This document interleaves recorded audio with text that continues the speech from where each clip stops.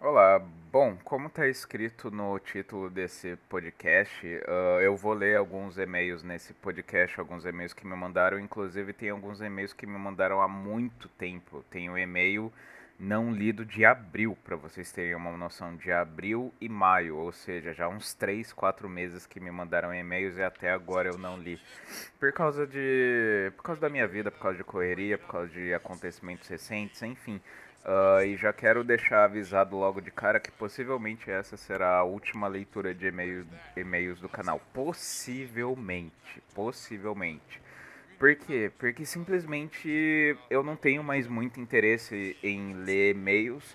Tipo, não que o pessoal não me mande e-mails interessantes, não que de vez em quando não aconteça nada de interessante por aqui. Mas é que simplesmente eu não tenho mais muito interesse de falar sobre assuntos barra temas que não sejam lá muito do meu interesse, que não sejam assuntos que eu possa expandir em um único vídeo, um único texto. Eu não gosto muito de ficar, sabe, meio que tem que improvisando de última hora, lendo e-mail de um cara cuja linha de pensamento às vezes eu nem entendo perfeitamente, eu nem, sabe, é um tanto quanto complexo, entre aspas, você querer ajudar qualquer pessoa e e mais difícil ainda, mais complexo, eu diria que talvez menos complexo, porém mais difícil você querer ajudar alguém que você nem conhece pessoalmente, alguém que você só conhece pela internet, às vezes que eu nem conheço pela internet, porque afinal de contas a maioria dos e-mails que eu recebo aqui no canal pra ler são de caras que, sei lá, eu nem sei qual que é o nome real, eu nem sei onde que o cara mora, não sei de porra nenhuma da vida do cara, então assim, eu particularmente não acredito em nenhuma forma de ajuda em que você não tá olhando nos olhos da pessoa a qual você está dirigindo, sabe? Eu acredito que, sei lá, a forma de consolo que alguém que mora no Pará pode te dar, de consolo, vamos colocar assim. Mas de ajuda verdadeiramente, eu acredito que só o sujeito mesmo que pode se ajudar. Não adianta, eu posso falar mil coisas aqui que se o sujeito, sei lá, que eu li o e-mail, não tiver no clima de querer realmente mudar alguma coisa, melhorar alguma coisa, não vai mudar. Não adianta. Como diz a Bíblia, principalmente os protestantes, como dizem os protestantes, a salvação é individual, sabe? Então, assim, por uma série de motivos eu já não tenho mais muito interesse em ficar lendo e-mails, mas eu não vou dizer que essa é a última leitura de e-mails, porque pode ser que isso mude futuramente, mas por hora eu vou passar um bom tempo sem ler e-mails. Então, assim, se você não quer mandar um e-mail e correr o risco de não ser lido nunca, talvez, não mande e-mail, sabe? Se você quer mandar e-mail, mesmo assim, só pra me falar alguma coisa, só pra, tipo, sei lá, não sei, pra me falar alguma coisa e você não se importa de eu não ler, pelo menos não num espaço de tempo curto, você não se importa, mande. Antes que me perguntem, porque agora eu não deixo mais o link do e-mail na descrição do vídeo. Sozinho no quarto 0@gmail.com. Mas é o que eu tô falando, cara. Possivelmente o seu e-mail nunca será lido. A não ser que você deixe no título algo do tipo. Não sei, algo do tipo. Não precisa ler no e-mail. Quero comprar esse livro. Que é outro assunto também que não tem nada a ver com leitura de e-mails, que aí quando é sobre esse tipo de assunto, compra de livro, compra dos meus livros e tal, óbvio que eu respondo, que eu não leio aqui, né? Até porque eu não sou. Até porque eu quero vender, né? Não sou autista. Enfim. Mas é isso. Eu tenho alguns e-mails. No total são 9 e-mails que eu tenho para ler. Eu espero conseguir lê-los num espaço aí de 1 hora e meia no máximo. Porque logo mais eu tenho que sair, me arrumar e sair de casa. Porque hoje é domingo e eu vou pra casa do meu tio pra almoçar lá com a namorada e blá blá. Então, mas vamos lá, vamos lá. Pelo que eu já andei vendo, a maioria dos e-mails não são muito grandes, então acho que dá pra fazer tudo, barra ler tudo nesse espaço de tempo. Enfim, e como eu tô falando, se vocês quiserem que eu mantenha a leitura de e-mails, comentem. Comentem, tipo, todo mundo que quiser que mantenha a leitura de e-mails, comenta. Mas assim, não sei se isso irá mudar muito a minha decisão, mas pode ser que isso influencie a eu futuramente, sabe? Quem sabe voltar com isso. Mas se ninguém comentar nada, se ninguém falar nada, tipo, uh, sabe, isso vai servir mais ainda para eu consolidar mais ainda a minha decisão de nunca mais ler e-mails. Enfim, vamos começar logo essa merda, que como eu disse, meu tempo é meio limitado. Vamos lá. Ah, e outra coisa, uma última coisa antes de eu começar a ler. O próximo podcast, digamos que é um podcast meio raiz, vamos colocar assim. Ah, ah, assim, eu não sei ainda quando eu gravarei, mas eu já sei o possível tema e esse tema vai ser um tema meio raiz, como eu acabei de falar. Então eu acredito que a grande maioria de vocês que são ouvintes disso daqui, principalmente ouvintes mais antigos, gostarão. Acredito, né? Não tenho certeza. Mas enfim, vamos lá. Primeiro e-mail. Falar o que pensa e niilismo. É um e-mail bem antigo, é de abril esse e-mail. Inclusive, desculpe aí, cara, que me mandou o e-mail, mas enfim, é a vida. Olá, Thiago, tudo bem? Antes que você vá embora, vou te fazer duas perguntas. Não, eu não vou embora, como vocês já devem saber. A primeira é: devemos sempre, ou quase sempre, ou nunca falarmos o que pensamos? Quase sempre, eu diria. A priori, eu diria quase sempre. Mas eu vou continuar lendo e-mail e depois eu vou ver. Enfim, explico. Observe em mim que tenho uma série de pensamentos sobre determinados assuntos. Quando estou conversando comigo mesmo sobre os meus pensamentos, na maioria das vezes, coloco os meus pensamentos como relevantes e com sentido. Vou te dar um exemplo. Eu acho que os, entre aspas, betas têm razão quando eles falam que os homens não devem assumir mães solteiras, pois ao meu ver, e creio, de muitos betas também, quando um homem assume uma mãe solteira, ele está contribuindo para que as mulheres, entre aspas, abram mais as pernas, fecha aspas, pois estas sabem que se o pai biológico não assumir, vai ter um trouxa para assumir. Assim sendo, o número de mulheres descompromissadas com o casamento barra fidelidade só aumenta.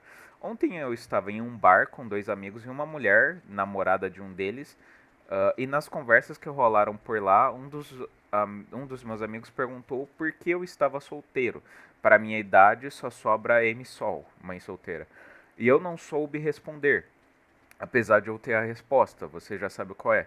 Só que ontem eu a engoli. Sempre que não falo o que penso, fico cortado por dentro. Este é o motivo número um pelo qual detesto ambientes sociais. Comente, meu camarada. A segunda é, por que quase não se vê mulheres nihilistas? Ok, e aí acabou o e-mail. Eu vou responder em duas partes porque são dois temas diferentes. Então, assim, sobre o primeiro, como eu já deixei adiantado, eu acredito que quase sempre a gente deve falar o que pensa. Por que quase sempre? Porque eu acredito que a verdade é libertadora. Eu acredito que a verdade. Cara, não existe nada mais simples, duro, cru e cruel. E como eu. E reiterando, mais simples, não existe nada mais simples do que a verdade, sabe? Tipo, quando você já percebeu, isso é uma coisa inclusive que eu pensei uns tempos atrás, tipo, você já percebeu que quando você inventa uma mentira pra qualquer coisa, coisa que seja, você complica o assunto da qual você tá falando? Porque, tipo, compara. Quando você fala, vamos supor, alguém te faz uma pergunta, você simplesmente fala a verdade.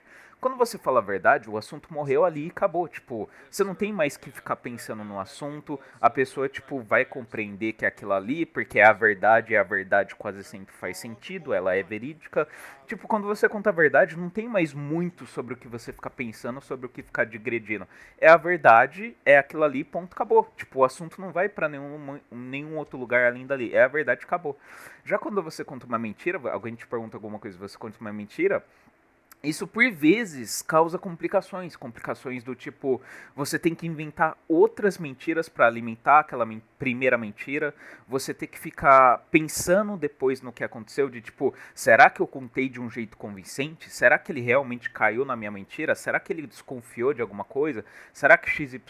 Quando você conta mentira, você também pode cair em condenações morais, em condenações éticas, se você for uma pessoa muito ética, uma pessoa que se importa, né, com ética, que nem todo mundo se importa. Enfim, o meu ponto é, contar a verdade é quase sempre muito mais simples do que contar a mentira.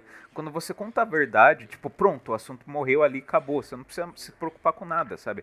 Tipo, se a pessoa vai acreditar ou não, isso é problema da outra pessoa. Já quando você conta uma mentira, se a pessoa vai acreditar ou não, não é só problema da outra pessoa, é problema também seu. Ou seja, você tá criando meio que um duplo problema, sabe? Então, assim, na grande 99% dos casos, eu diria que simplesmente ser verdadeiro é mais simples e fácil. Tipo, pronto, você morreu ali, matou ali o assunto. Mas assim, por mais que a verdade seja extremamente preferível à mentira, mesmo que seja uma mentira branda, ainda assim há situações muito específicas que eu acredito que a mentira seja útil, sabe? Por exemplo, em situações em que a verdade não vai trazer nenhum benefício, ou que simplesmente tá ocorrendo uma situação de grave, seja ela qual for, e a verdade vai piorar ainda mais a situação, sabe? E, tipo, a mentira vai contornar. Não é que vai contornar a situação, mas a mentira vai servir para quem sabe melhorar as coisas, sabe? Eu acho que nesse contexto, e eu não tô aqui falando de contexto do tipo genocídio, de alguém utilizando uma mentira para fazer algo de grave, isso não, né? Mas assim, num contexto assim cotidiano, diário da maioria das pessoas, sabe? Quando a verdade vai causar muitos danos e a mentira simplesmente não causa dano nenhum, por assim dizer, a mentira, entre aspas, mantém a harmonia e não é prejudicial a ninguém, inclusive aquele que emite a mentira, eu acho que ela é mais útil do que a verdade, sabe?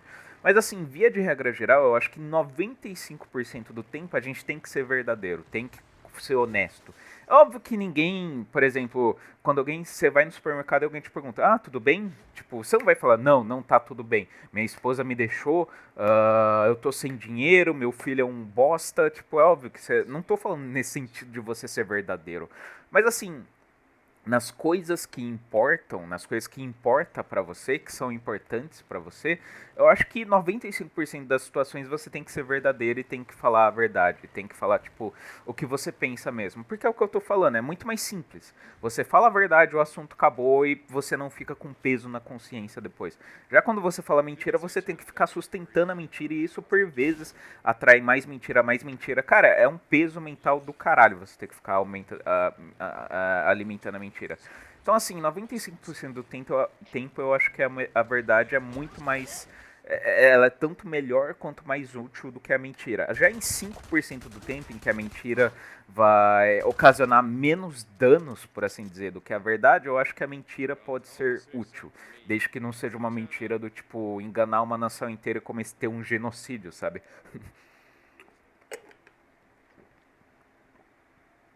Sim, estou bebendo água. Enfim, acho que isso resolve barra responde sua primeira pergunta. E sobre a segunda pergunta, a segunda pergunta. Por que quase não se vê mulheres nihilistas? Calma aí, eu acho que eu vou ter que beber água de novo.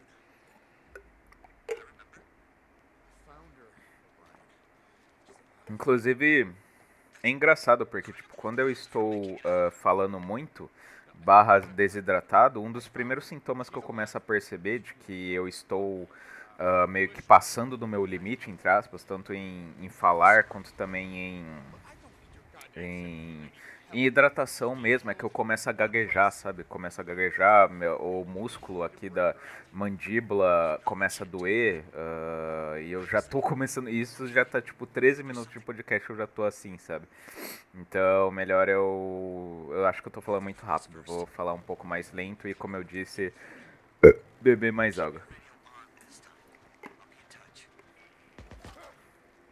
A segunda, até porque eu acordei faz pouco tempo, ainda não deu tempo. São tipo 8h20 da manhã, eu acordei, era tipo 7h20. Então não deu tempo ainda direito de me hidratar e tal. Mas enfim, vamos voltar aí pro e-mail. A segunda é, por que quase não se vê mulheres nihilistas? Cara, por um motivo bem simples. Mulheres são mais realistas do que homens. Homens são mais idealistas do que mulheres. O que eu quero dizer com isso? Que homens teorizam mais sobre as coisas. Homens são muito mais de pensar em números, de pensar em coisas que não existem no mundo prático, números em filosofia, em pensamentos abstratos, etc. O homem é muito mais de imaginativo, por assim dizer, do que as mulheres. As mulheres são muito mais práticas, as mulheres são muito mais realistas, as mulheres são muito mais pé no chão, vamos colocar assim, do que homens. É por isso mesmo também que, em geral, os homens são muito mais românticos do que as mulheres. Esse é um assunto completamente diferente do porquê que o romanticismo é predominante no homem e não na mulher. Mas assim, o fato do homem ser mais idealista do que a mulher já provê isso. Um exemplo, uma implicação disso. Que o homem é romântico e a mulher não. E por que as mulheres não se vê muitas mulheres niilistas? Pelo simples fato de que, primeiro, elas não precisam muito pensar nas coisas, porque simplesmente a natureza delas não é essa, também, vamos colocar assim. Segundo, a gente vive numa sociedade em que, obviamente, incentiva a burrice nos mais diversos termos possíveis. Não que ser niilista seja inteligente, pelo contrário, na verdade. Mas querendo ou não, o niilismo requer uma certa dose de pensamento, vamos colocar assim. Então, assim, a sociedade como um todo, obviamente, também incentiva as pessoas a serem burras, tanto mulheres quanto homens. E terceiro motivo para as mulheres não serem nihilistas é porque simplesmente quando você é uma pessoa de ordem prática, que só se preocupa com coisas práticas e sabe que você está envolvido com coisas práticas do dia a dia, simplesmente não sobra tempo para você ficar pensando nessas coisas, nesses questionamentos mais existenciais. E outra coisa também, tipo, desde que a mulher nasce, aí é um quarto argumento, talvez. Desde que a mulher nasce, ela tá envolta, a vida inteira da mulher, ela tá envolta numa série de coitadismos barra, como eu posso dizer? Numa série de coitadismos barra comodismos. É de tipo de todo mundo ficar mimando a mulher, sabe? Desde que a mulher nasce, todo mundo mima ela. O pai mima ela, a mãe mima ela, a sociedade mima ela, os coleguinhas de classe mimam ela, os caras que futuramente vão querer comer ela mimam ela, todo mundo mima ela, sabe?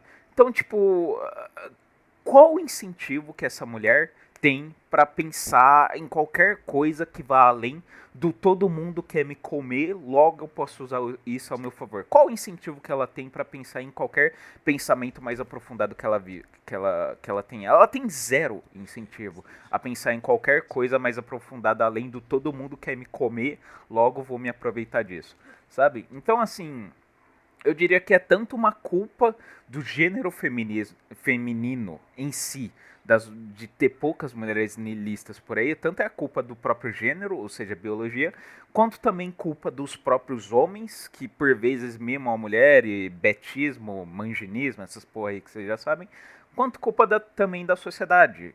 Mas aí a sociedade entra num papel de, tipo, tornar todo mundo burro, não apenas mulher, mas também homem. Enfim, é que imagina a situação, se ponha no lugar da mulher. Imagina uma mulher medianamente bonita. Desde que ela nasce, todo mundo mima ela. Todo mundo é tipo, nossa, que lindinha, ai, coitadinha, ai, sabe? Tipo, todo mundo vai viver a vida inteira dessa mulher mimando ela. Absolutamente todo mundo. Cara, tipo, cara, nessa situação em que todo mundo bajula ela, em que todo mundo olha pra ela, em que tá quase que 24 horas por dia os olhos voltados pra ela, sabe? Em que às vezes, literalmente, sei lá, toda semana na rua alguém para pra ela, fala que ela é muito bonita, toda semana acontece algo de alguém, tipo, sabe, mimando ela, elogiando barra mimando. Cara, por que raios essa mulher terá que pensar na vida? Por que raios ela vai ter que se preocupar na razão da existência dela? Por que raios ela vai ter que ficar pensando, tipo, será que existe um Deus? Quais são os argumentos a favor de um Deus? Será que existem argumentos a posteriori, argumentos empíricos que comprovam a existência de Deus?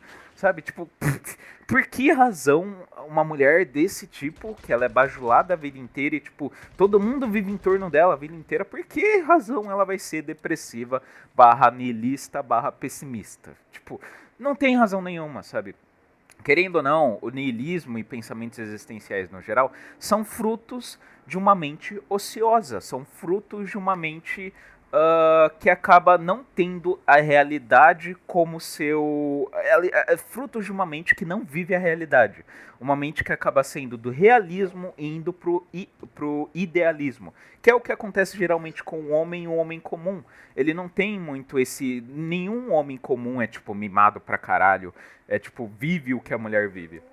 Então eles acabam tendo um tempo muito maior para pensar na vida, para pensar no que está errado, para pensar na origem das coisas e o devir das coisas, do que a mulher que tipo é mimada e sabe desde cedo, enfim.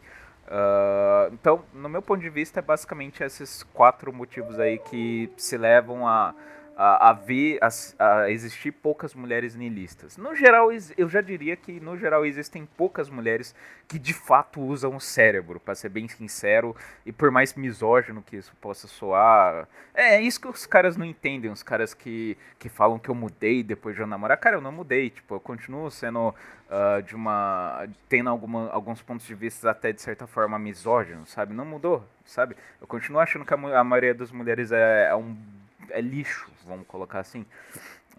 Mas enfim, não vou entrar nesse assunto. O lance é, eu particularmente acredito que na realidade atual existem poucas, realmente muito poucas, realmente limitado o número de mulheres que usem o cérebro para qualquer coisa, pelo simples fato de que elas são bajuladas por tudo e por todos.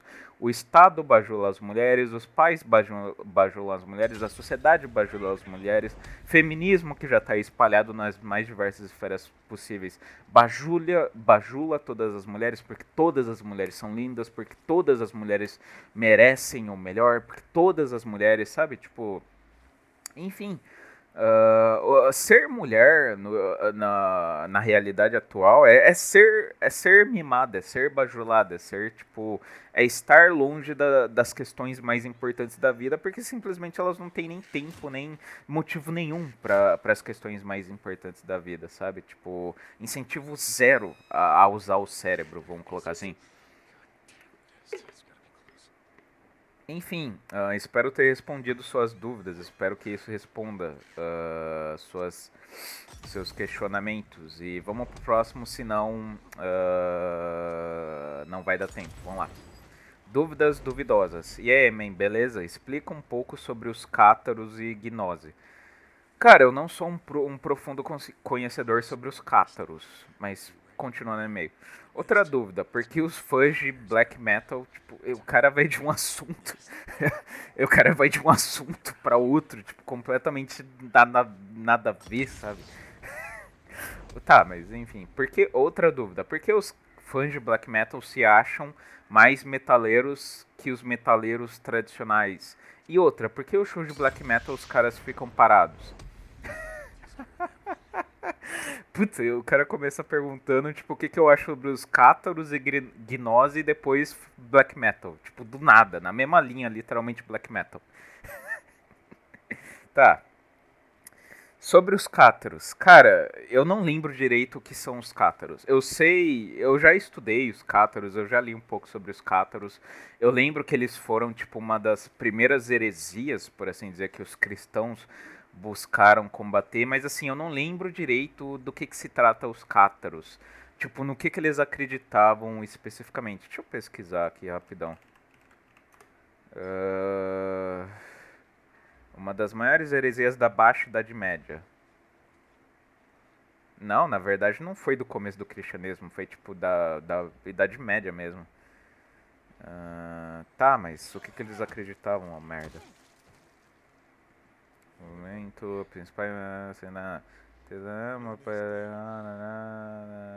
Paulo de Samosata. Fundamental, Deus é bom. Os caras, lembrei, os caras acreditavam que tipo o Deus verdadeiro, o verdadeiro Deus era o Deus do Novo Testamento e o Deus do Velho era o Deus mau, sabe? É a mesma coisa que os gnósticos acreditam, que tipo quem criou o mundo é um impostor, por assim dizer, é o famoso demiurgo, e que existe um Deus de amor que é um Deus que está fora dessa esfera de quem criou esse mundo que na visão dos gnósticos é imperfeito. Cara, é muito simples, é muito simples. Compreender cátaros, gnósticos e cia é muito simples. É só você pensar que, tipo, para eles, quem criou o mundo é mal. Por quê? Porque eles enxergam o mundo como imperfeito e daí uma certa semelhança com o pensamento, por exemplo, de Platão, porque o Platão também afirmava que o mundo. E também por isso que existe o platonismo esotérico também, o platonismo de certa forma agnóstico, porque Platão dizia que o que existe no mundo é uma deturpação da imagem original. Existe uma imagem original, os objetos perfeitos, os conceitos perfeitos, que estão fora desse plano em que a gente vive, e existem os objetos corrompidos, os objetos deturpados, que são tudo que existe nesse nosso plano, nesse nosso universo. Os cátaros gnósticos em si, eles acreditam absolutamente na mesma coisa, que tudo aquilo que a gente vê veio tudo aquilo que a gente vê é imperfeito, segue uma lógica imperfeita. Logo, aquilo que criou esses objetos, o que criou tudo aquilo que existe aqui, deve também ser imperfeito. Porque se fosse alguém perfeito, logo tudo aqui seria perfeito. Mas a gente sabe que não é essa a realidade. Então, assim, resumidamente, os cátaros, os gnósticos em si, eles acreditam que, tipo, porque o mundo é mal, logo o criador do mundo também é mal, por assim dizer. É resumidamente isso. Tipo, se você quer resumir gnosticismo assim em uma frase, é essa. Porque o mundo é mal, logo o criador também é mal. Ou seja, o verdadeiro Deus não está nesse plano, não é o Deus que é comumente falado, não é o Deus até mesmo do cristianismo. É um outro Deus que está além de tudo isso e que para nós é inimaginável, por assim dizer. O que tem um certo teor de verdade, de não conseguirmos imaginar realmente como seria Deus. Mas cujos argumentos eu particularmente acho que são um pouco contestáveis, por assim dizer.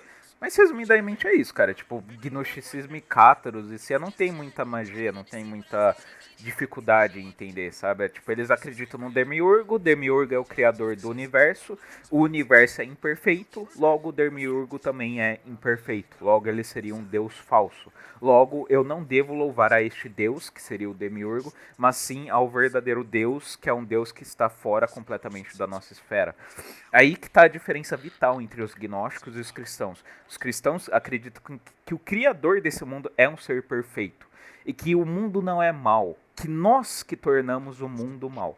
Já os gnósticos em si, eles acreditam que o criador do mundo entre aspas, mal. E por consequência nós também somos. Então assim, tem uma meio que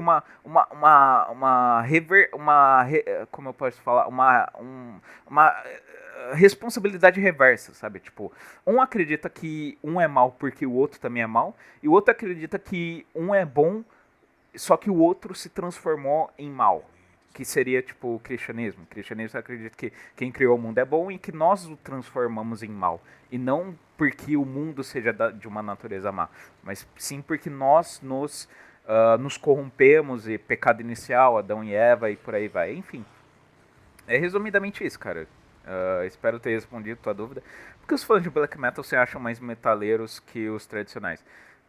Cara, não sei, cara. Eu não tenho muito contato com esses caras que, tipo, que leva black metal muito a sério. Eu tenho contato com vários caras que escutam black metal, tipo, diariamente, caras que realmente gostam de black metal. Mas esses caras que eu conheço que gostam, inclusive eu mesmo que gosto de black metal, tipo, a gente não leva um negócio a sério de, tipo, de sair na rua com cara pintada, com corpse paint, sabe? Tipo, de andar na rua com aquelas bala, sabe? Bala de cinto de bala, sabe? Ninguém que eu conheço leva isso realmente a sério. Mas assim, tem uns caras que de repente são assim, cara, porque, sabe, é porque, tipo, cara, é meio coisa de adolescente, sabe? É porque, tipo, rock tem essa imagem na sociedade, rock no geral, principalmente metal, tem essa imagem na sociedade de, tipo, oh, rebelde, oh, nossa, oh, sabe? De, tipo, impacto, sabe? De algo que está indo contra o senso comum, algo que está indo contra o que a sociedade tradicional quer. E aí, por black metal ser algo duplamente nessa esfera edge, por assim dizer, de ataque à sociedade comum, de ataque ao senso comum, à moral e etc. Por quê? Porque o black metal não apenas. O black metal, tanto esteticamente quanto também liricamente, é de ataque ao senso comum, vamos colocar assim, principalmente ao cristianismo. Acho que por isso eles se acham mais metaleiros do que o pessoal do metal tradicional, do, sei lá, do Iron Maiden e si, sabe?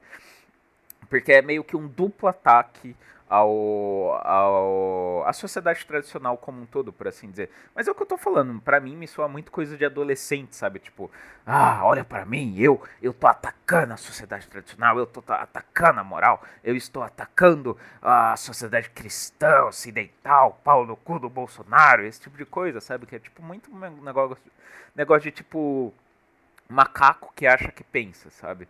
Que é 99% da humanidade, na verdade. Essa frase macaco que acha que pensa se aplica a 99% da humanidade, não apenas aos fãs de black metal, aos black metaleirinhos.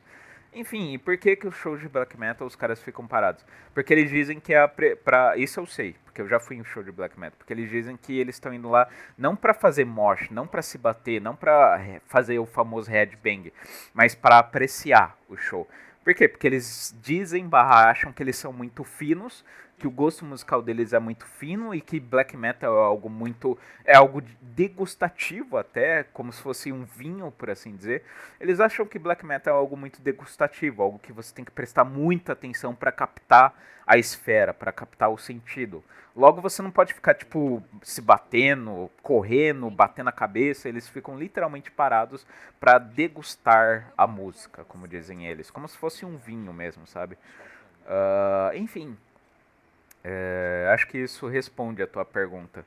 De certa forma, eu até concordo com os caras, mas assim, cara, black metal é um bagulho. Black metal, assim, raw black metal é tipo 144p, sabe? Tipo, não tem muita qualidade ali, não tem qualidade no sentido de, tipo, algo bem produzido, algo tecnicamente bem articulado. Tipo, não, é só os caras gritando, falando que vai matar Jesus Cristo, uma guitarra que é, sabe, afinação zero, os caras que não sabem nem tocar direito, mas que tá ali, sabe, repetindo os acordes, tipo, não tem muito.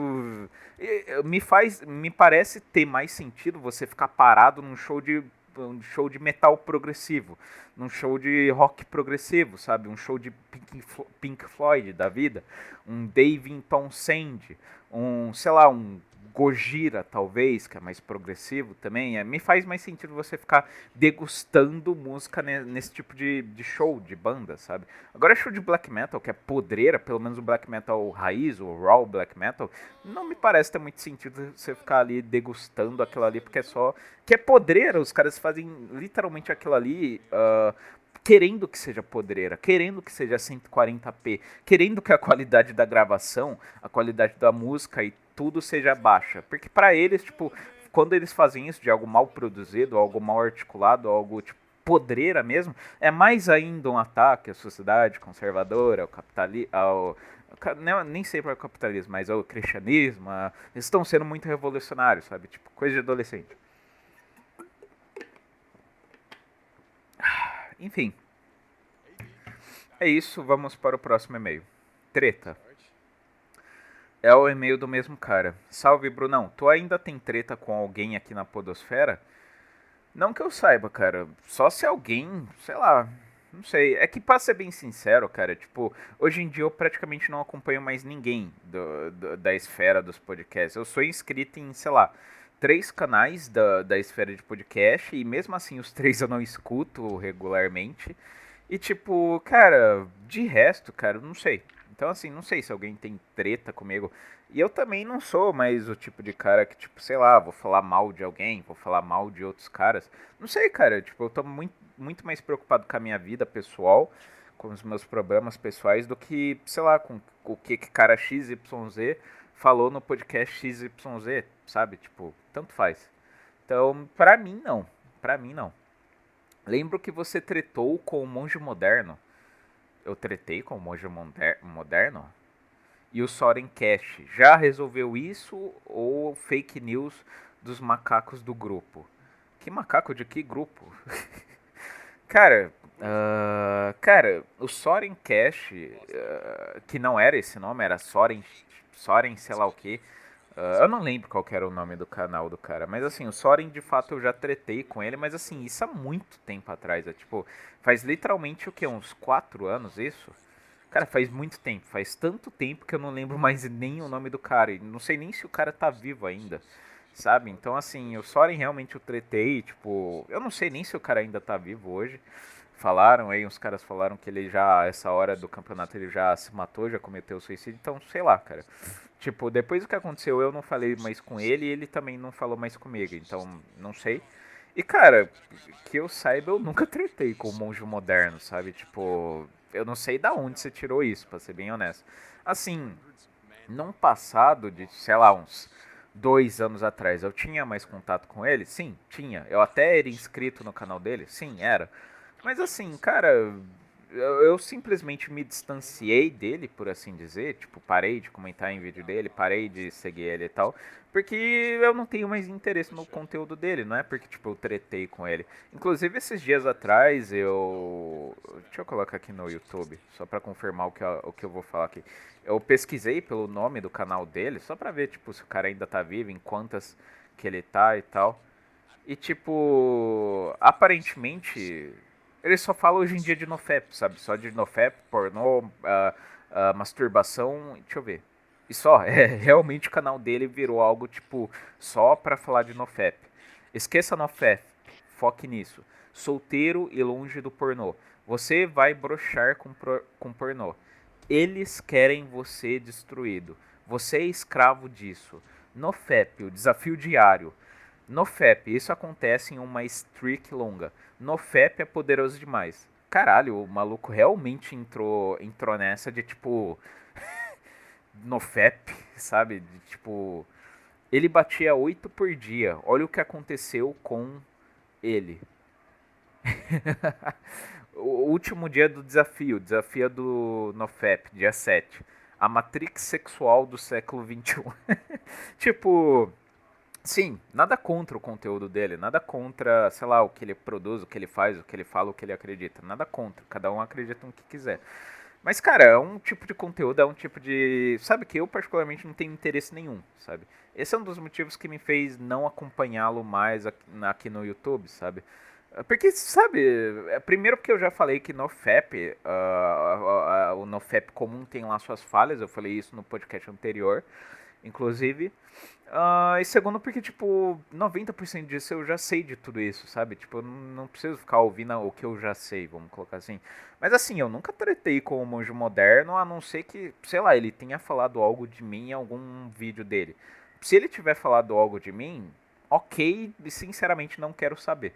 Mas assim, cara, que eu saiba, eu nunca tretei com ele não, cara. Só se ele tretou comigo, sei lá por quê, mas assim, é o que eu tô falando, cara, eu não tô nem sabendo, sabe? Se ele tá de mal, entre aspas, comigo, isso é na conta dele, isso é por responsabilidade dele, não minha, porque eu não sei de nada. Enfim, é isso. Então, cara, hoje em dia eu acho que eu não tenho treta com ninguém mais. Até porque eu nem me importo com ninguém mais, pra ser bem honesto. Tipo, os únicos canais que eu acompanho são canais de caras que eu sei que não se importam, sabe? Que tipo, que eu posso chegar lá no canal do cara, xingar ele, falar que ele é um lixo, que ele é um bosta e, tipo, a gente vai continuar se falando de qualquer forma, sabe? Eu não consigo mais ter amizade, barra acompanhar, barra qualquer coisa com gente que eu sei que vai se ofender, que gente que vai levar a sério um comentário de internet, sabe? Então, assim, hoje em dia que eu saiba, eu não tenho mais treta com ninguém. Pelo menos não treta que eu criei, talvez treta que a pessoa criou na cabeça dela, não sei. Enfim, então é isso. Próximo e-mail. Valeu pelas dicas, Black. E é o último e-mail do mesmo cara. Salve, man. Gostei muito do Total Self Hate. O nome da banda é Total Self Hatred, que eu falei, que eu indiquei pra ele na última leitura de e-mails. E as outras também. Tem alguma dica de bandas de vocal feminino? Ou vocal feminino não presta? Sim, tem muita banda de vocal feminino que é muito boa. Tava ouvindo Mirkur, até gostei um pouco. Mirkur é gay, para, cara. Por que tu mudou o nome do teu podcast? O cara, tipo, começou com o assunto completamente. Cara, o cara começa com um assunto e, tipo, sabe, no meio do e-mail ele vai pra outro assunto completamente nada a ver, sabe? Tipo, tá, vamos lá. Cara, tem bandas de bom vocal feminino? Sim, tem algumas de vocal feminino que eu particularmente eu gosto bastante. Vamos lá ver nos meus artistas mais tocados do Last FM. Eu vou colocar aqui só bandas de metal em geral, não especificamente de black metal, mas de metal em geral que tem vocal feminino e que eu particularmente acho bem boas. Rolo Tomassi, só que é uma banda de mathcore, é uma banda um pouco mais experimental, por assim dizer, mas assim, é um nome, Rolo Tomassi, Employed to Serve, que é uma banda igualmente, é mais chaotic hardcore do que mathcore, mas também é uma banda meio ali no mathcore, também é vocal feminino. Employed to Serve. Que mais? Também é uma banda que, como eu disse, eu gosto bastante, escuto com uma certa frequência. Rolo Tomassi, Employed to Serve. Língua Ignota, aí já é mais experimental e não é nem exatamente metal e não é nem exatamente uma banda, porque é ela solo. Mas Língua Ignota com certeza pode ser citado. Inclusive eu acho que é a principal artista feminina, musicalmente falando, do momento, eu diria. É a que eu mais gosto, pelo menos, assim, no momento, é a Língua Ignota. Quem mais? Tem uma de death metal muito boa, só que eu não vou lembrar e também não tá nos meus top arts. Não vai dar nem fudendo.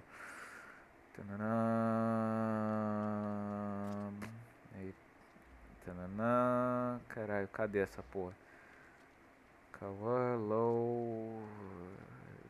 Tom Lindemann.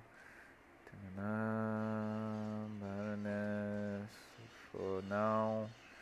Não, realmente não tem lá tantas bandas na minha.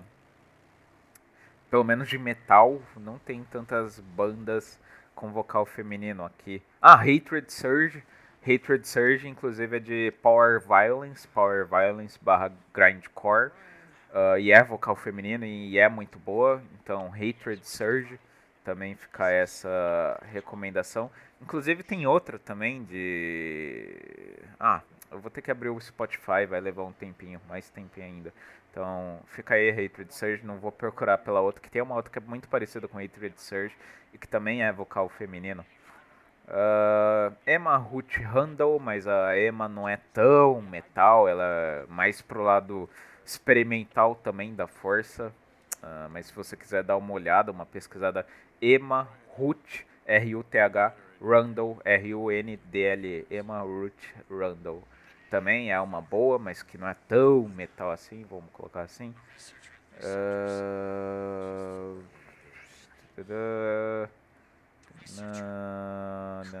Não é metal, banda gay do caralho.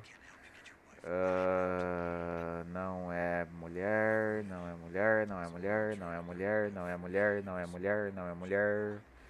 Não é mulher, não é mulher, não é mulher, não é mulher, não é mulher, não é mulher, não é mulher, não é mulher, não é mulher, não é mulher, não é mulher, não é mulher, não é mulher, não é mulher, não é mulher. Ok, acho que ficarei só nessas. Não é mulher, não é mulher, não é mulher, não é mulher, não é mulher, não é mulher, não é mulher, não é mulher, não é mulher, não é mulher, não é mulher, não é mulher, não é mulher, não é mulher, não é mulher, não é mulher. Ok. Tem uma de death metal que eu gostaria muito de me lembrar, que é muito boa, inclusive. Só que eu escutei poucas vezes essa banda. Então.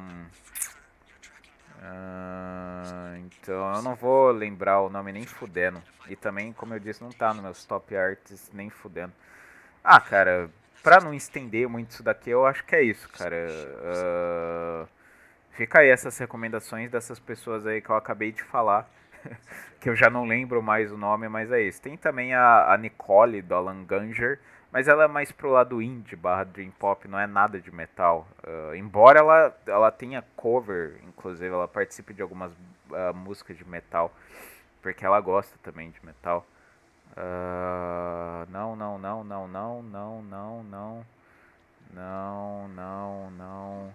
Tá, ok. Sylvain. Só que aí Sylvain é mais pro lado Alcest da coisa, mais pro lado gay black metal da coisa. Mas também se você quiser pesquisar é Sylvain. Sylvaine. Também é boazinha, é um Alcest. Eu sei que você não deve conhecer Alcest. Mas assim, é um Alcest com um vocal feminino, basicamente. É um Alcest mulher, por assim dizer. Também é bom. Enfim, é isso. Sei lá, se quiser pesquisar aí pelas mulheres que eu falei, pesquise. Se não quiser, não pesquise. E é isso. E meu cachorro tá o Ivan, esse filho da puta, né? Olha aí. Puta que pariu. Tá. Vamos pro próximo. Zeus! Tá, pode continuar, pode. Eu não vou dar atenção agora. Pode continuar. Mangá barra anime. A primeira vez que eu vi um anime, tinha 6 anos, era Cavaleiros do Zodíaco. Era legal, eu gostava também.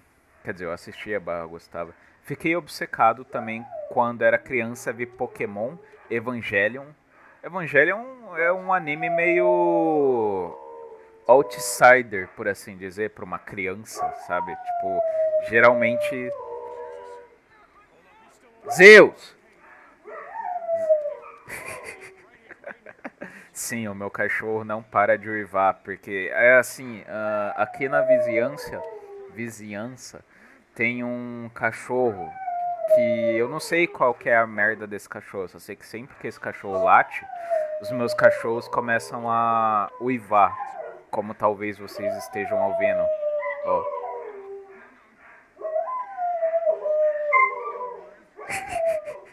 E aí, eu não sei porque, eu não sei se esse cachorro é fêmea, não sei.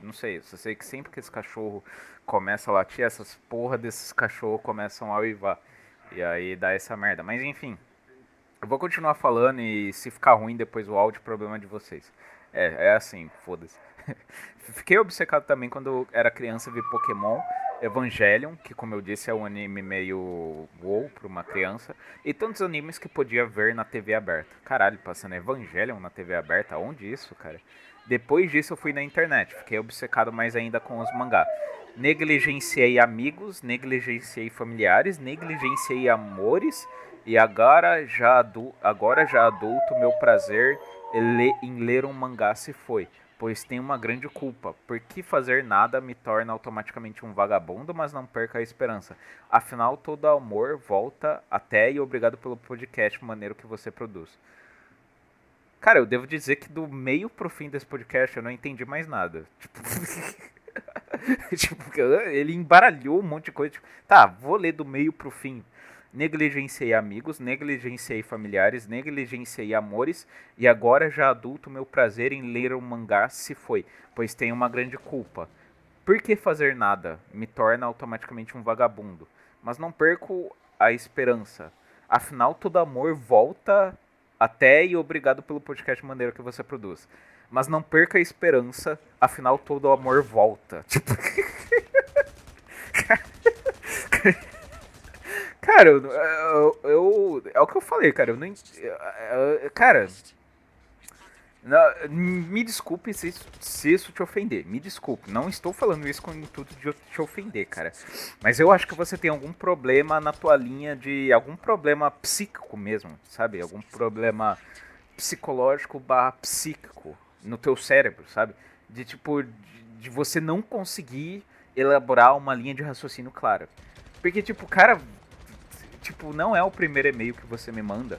E nos outros e-mails eu já percebi que você não consegue elaborar uma linha de raciocínio muito clara. Tipo, você começa um assunto e não é igual o caso do outro cara, que, tipo, eu conheço o outro cara e, tipo, eu sei que esse é meio que o jeito do outro cara. Eu sei que ele é só sem noção, por assim dizer. No seu caso, eu não vejo que você é sem noção. Eu vejo que você não consegue elaborar uma linha de raciocínio muito clara, cara. Tipo, eu sei que seu e-mail não tem nada a ver com o que eu tô falando, tá?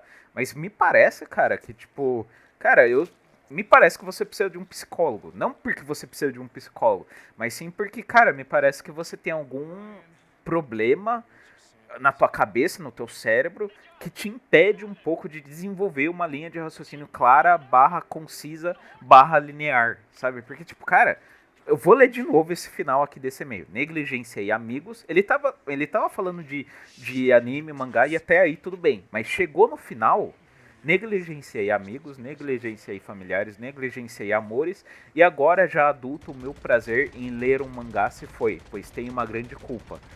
Aí, 2 pontos. Por que fazer nada me torna automaticamente um vagabundo? Ou seja, fui para um assunto completamente nada a ver, mas não perco a esperança, afinal todo amor volta. E depois foi para outro assunto novamente completamente nada a ver e terminou com uma frase igualmente nada a ver com todo o contexto que você começou. Você começou falando sobre mangá e anime e de repente você terminou o e-mail falando, mas não perca a esperança, afinal todo amor volta. Tipo, por quê? Por que todo amor volta e o que isso tem a ver com Tá, eu acho que eu entendi o que você quis dizer. Mas, cara, você tem uma grande dificuldade em elaborar um raciocínio claro, cara. Tipo, eu não digo necessariamente que isso com certeza é um probleminha da cabeça. Mas, assim, você realmente tem um problema, assim, pra se expressar. Expressar suas ideias. Realmente tem um problema nessa linha. Mas, enfim, eu acho que eu entendi o que você quis dizer. Você quis dizer que você era um cara que conheceu o anime, você acabou ficando muito viciado em anime e mangá, e você deixou de sair, de fazer amigos, de, sei lá, de dar atenção para as coisas da vida, porque você só queria ficar lendo mangá, assistindo anime, e aí por isso você meio que virou um, entre aspas, um hikikomori, e por isso hoje em dia você não consegue mais ler anime e mangá porque você sente culpa. E que você não perde a esperança porque todo amor volta. É isso? Eu acho que é isso. Cara, se é isso, cara, ah, não há problema nenhum em você assistir anime, ler mangá. Eu não vejo problema nenhum. Embora anime, hoje em dia, o anime seja uma, hoje em dia anime é uma das maiores fábricas de retardado existente, cara. Todo mundo que assiste muito anime é retardado. Todo mundo, absolutamente 100% das pessoas que assistem muito anime ficam imbecilizadas, ficam criança, fica essas merda dessas mulher moderna e grila, essas porra aí que força, que gosta de anime. Eu até gosta mesmo, mas aí vira umas completa retardada e OnlyFans. Se bem que o OnlyFans, cria aquela porra lá do Privacy que pode mulher pelada. Enfim, cara, tipo, eu não vejo problema nenhum você ver anime, mangá, essas porra. Embora anime, como eu disse, pra mim é coisa de retardado mental. Mas assim, a partir do momento que. Aí eu já vou cair no senso comum. A partir do momento que isso começa a afetar a tua vida, que você começa a sacrificar, entre aspas, outras partes da tua vida só pra ficar nisso, aí é um problema, aí de fato você tem que botar um pé no freio, por assim dizer. Mas assim, eu particularmente não vejo nenhum problema em ler anime não, assistir anime, ler mangá e tal. Mas senso comum, cara. Tipo, você tem que dosar. E se você hoje em dia não consegue mais ler e assistir porque você tá traumatizado, cara, arranja outro hobby. Faz outra coisa, tipo, joga jogos, joga, sei lá, joga qualquer joguinho aí de internet. Ou lê outra coisa, lê livro, lê revista, em quadrinho, lê. Não sei, cara, lê mangá não, mas lê comic book, tipo, lê a historinha da DC, por exemplo. Eu ia falar Marvel, mas Marvel é um lixo. Lê a historinha da DC, sabe? Lê os quadrinhos americanos, que é tipo o mangá americano, que é os heróizinhos, super-herói da DC, Marvel e si. Cara, arranja outros hobbies, não precisa tipo, eu preciso voltar com isso. E, cara, eu diria que o mais sério da tua situação é o teu problema pra conseguir se expressar, cara. Você tem um sério, sim, falando sério agora, você tem um sério problema sabe, de expressão. Você não consegue se expressar direito. Você atropela um pensamento em cima do outro. Você atropela assuntos completamente desconexos. Você coloca um junto do outro, sabe? Tipo, você parece um disléxico, por assim dizer, se expressando. Mas eu não quero te ofender, cara. Eu não tô falando isso. Eu tô falando isso com fim de ajuda. Porque vai que ninguém nunca te falou que você parece ser um cara que não consegue se expressar. Porque eu, particularmente, acho. Talvez não por falar, por via oral. Talvez por via oral você se expresse bem. Agora, pela via escrita, cara, tipo, realmente. Não sei. Não sei se é problema de alfabetização. Não sei se é problema psíquico. Não sei se é problema, sei lá, psicológico, talvez. Mas assim, cara, a tua expressão escrita, cara, é bem confusa, cara. Eu não tô falando isso pra ofender, não. É falando isso, tipo, uma visão neutra dos fatos, sabe? Enfim, é isso. Arranje outros hobbies, resumidamente. E. E veja se outras pessoas também acham que você não se expressa direito, porque eu profundamente acho isso. E o próximo e-mail é do mesmo cara. Vamos ver se nesse próximo e-mail ele igualmente não se expressa muito bem. Queria saber de onde tirou o seu interesse por filosofia, pois no meu caso foi para descobrir, faltou um R, descobrir o que está acontecendo comigo e no mundo. Li livros como Maquiavel, interessante, e parece que os políticos brasileiros lerão. Até mais. Tipo, é igualmente, cara. Tipo, você tava indo bem. Aí até na parte do Maquiavel. Interessante, parece que os políticos brasileiros leram até mais. Tipo, tipo, você vai pra um assunto completamente nada a ver, sabe? Não que tenha problema, não que tenha problema. Mas é estranho, cara. É estranho pra quem tá lendo. Tipo, li livros como Maquiavel. Interessante. E parece que os políticos brasileiros também leram. Tipo, o que que isso tem a ver com o assunto principal, sabe? Tipo, o assunto principal era o meu interesse pela filosofia, de filosofia, e de repente, do nada, você mete política brasileira. Parece que os políticos brasileiros leram. Eu te falo uma coisa, cara. Não, os políticos brasileiros não leram, já de primeira. Não, eles... 90 e alguma coisa por cento dos políticos brasileiros não leram. E mesmo que eles tivessem lido, não faria diferença, porque no Brasil, Maquiavel, as ideias de Maquiavel são impo, como eu posso falar? Impraticáveis. Essa é a palavra, impraticáveis. Mas vamos lá. Pro assunto principal. De onde eu tirei meu interesse pela filosofia? Cara, eu cara, foi algo muito natural, sabe? É algo muito natural da minha pessoa. Tipo, eu sou uma pessoa. Assim, não é eu que fui atrás e me interessei pela filosofia. É algo que simplesmente faz parte de mim, sabe? É que assim, some as variáveis. Tipo, eu sou uma pessoa introspectiva, eu sou uma pessoa que não gosta de conversar muito, eu sou uma pessoa que não saio muito, eu sou uma pessoa que mais passa tempo dentro do quarto do que fora do quarto, eu sou uma pessoa que passa muito tempo idealizando, pensando, por assim dizer, nas coisas, seja lá sobre o que elas sejam. Sou uma pessoa que gosta de ler, eu leio bastante, já desde criança que eu leio bastante. Soma esses fatores, essas variáveis. Tipo, essas variáveis somadas, é muito natural que a partir dessas variáveis exista um sujeito com interesse em filosofia.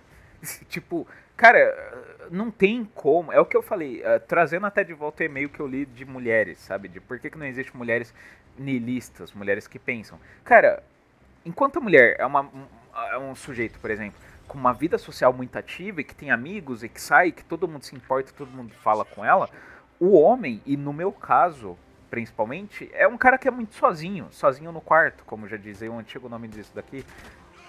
Inclusive eu esqueci de responder o cara porque que eu mudei o nome. Mas, enfim, depois eu respondo. Cara, tipo, no meu caso, que sou um cara que fica muito no quarto, não gosta de conversar, não tem muitos amigos, lê muito livro e acaba por consequência ou a priori mesmo, pensando muito nas coisas, tipo, é natural que dessa somatória de coisas exista alguém ali com filosofia. Então, assim, no meu caso foi algo muito natural. Foi tipo, eu simplesmente, sei lá, um belo dia pensei, por que não ler Nietzsche? Foi assim que eu comecei, literalmente, com Nietzsche. Por que não ler Schopenhauer? Por que não ler. E esse cara aqui que eu não conheço? Vamos pegar um livro aqui do Camus? Vamos pegar ali um livro do Kafka? Não que Kafka seja filosofia, mas tem um pezinho, um pezinho. Vamos pegar ali um livro do moderninho ali, blá blá blá, e assim foi, sabe? Tipo, foi algo muito orgânico, não foi algo que eu, sei lá, forcei, o que eu fui buscar. Foi algo que desde a minha infância, eu acredito, já fazia parte de mim. Eu já sempre tive esse instinto natural para querer entender as coisas. Porque quando o sujeito que passa muito tempo sozinho é um sujeito que, por natureza, ele tende a pensar mais do que o sujeito que passa muito tempo acompanhado. Por quê? Porque o sujeito que passa muito tempo acompanhado, ele expressa seus pensamentos para fora. Os pensamentos dele são sobre o mundo, sobre coisas que estão além dele, sobre aquilo que o cerca. Já o sujeito que passa muito tempo consigo mesmo, ele é obrigado, querendo ou não, a pensar sobre si mesmo, sobre o porquê que ele existe, o porquê que ele está aqui, o para onde que ele vai depois daqui, se existe uma causa superior, algo que causou tudo isso daqui, ou se não, se tudo é fruto do caos. Enfim, é aquilo que eu falei no e-mail lá das mulheres, tipo, pela minha própria natureza de ser alguém sozinho, vamos colocar assim, de ser alguém introspectivo, alguém que não fala muito, isso propiciou a eu ser uma pessoa naturalmente voltada para a filosofia. Então é assim, é de natureza, por assim dizer. Não foi algo forçado. E, e Bom, cada um que encontra os seus motivos, cada um que não vejo motivos que são superiores a outros. Embora eu acho que quando as coisas são naturais, elas tendem a ser superiores. É assim, eu sou elitista.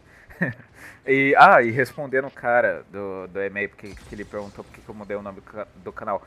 Por um motivo simples, para não gerar mais identificação. Por quê? Porque tinha um pessoal muito merda se identificando com o meu canal, um pessoal que eu não quero no meu canal, um pessoal que sinceramente eu não quero, sabe? Não quero perto de mim, não quero me acompanhar, não quero porra nenhuma desse pessoal e eu não quero mais esse pessoal perto de mim. E aí eu mudei para um nome que o mínimo possível vai gerar identificação com o mínimo possível de pessoas.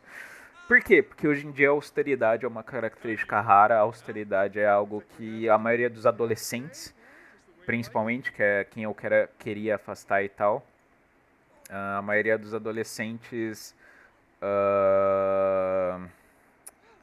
não, com certeza não tem. E a maioria também dos adultos também não tem. Então, pra não gerar identificação, basicamente. Pra acabar com a identificação de, como eu disse, tinha um povo muito merda se identificando e eu não queria mais isso pro meu canal.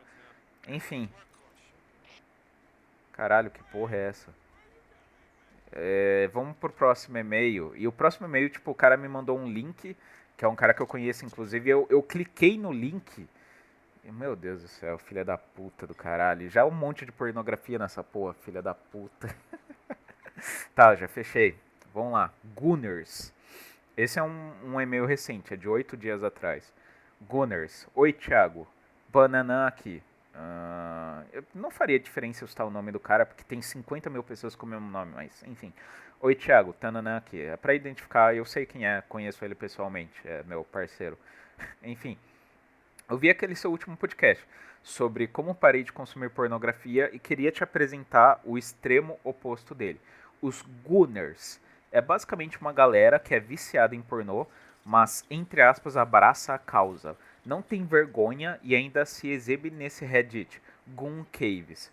E aí ele me mandou um bagulho do Reddit, uma seção do Reddit que é tipo de Gunners. Que é inclusive o título desse e-mail, Gunners. Caso não queira abrir, vou tentar descrever. É basicamente uma galera que exibe coleções de pornô, uns PCs com 5 ou mais monitores rodando vários pornôs ao mesmo tempo, com pôsteres de pornstars nas paredes e tudo mais. Alguns até gravam vídeo tocando uma. Achei curioso e queria compartilhar. Abraços.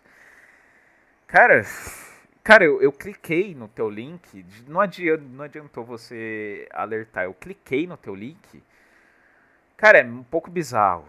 Tá, eu vou clicar de novo. Só pra, tipo, a subreddit dedicated to people showing off their setups for watching barra worshipping porn. Caralho. Caralho, eu tô descendo aqui, é tipo. É literalmente o que você falou mesmo. É tipo, cara com 5 monitores, sabe? E os 5 monitores assistindo pornografia, sabe?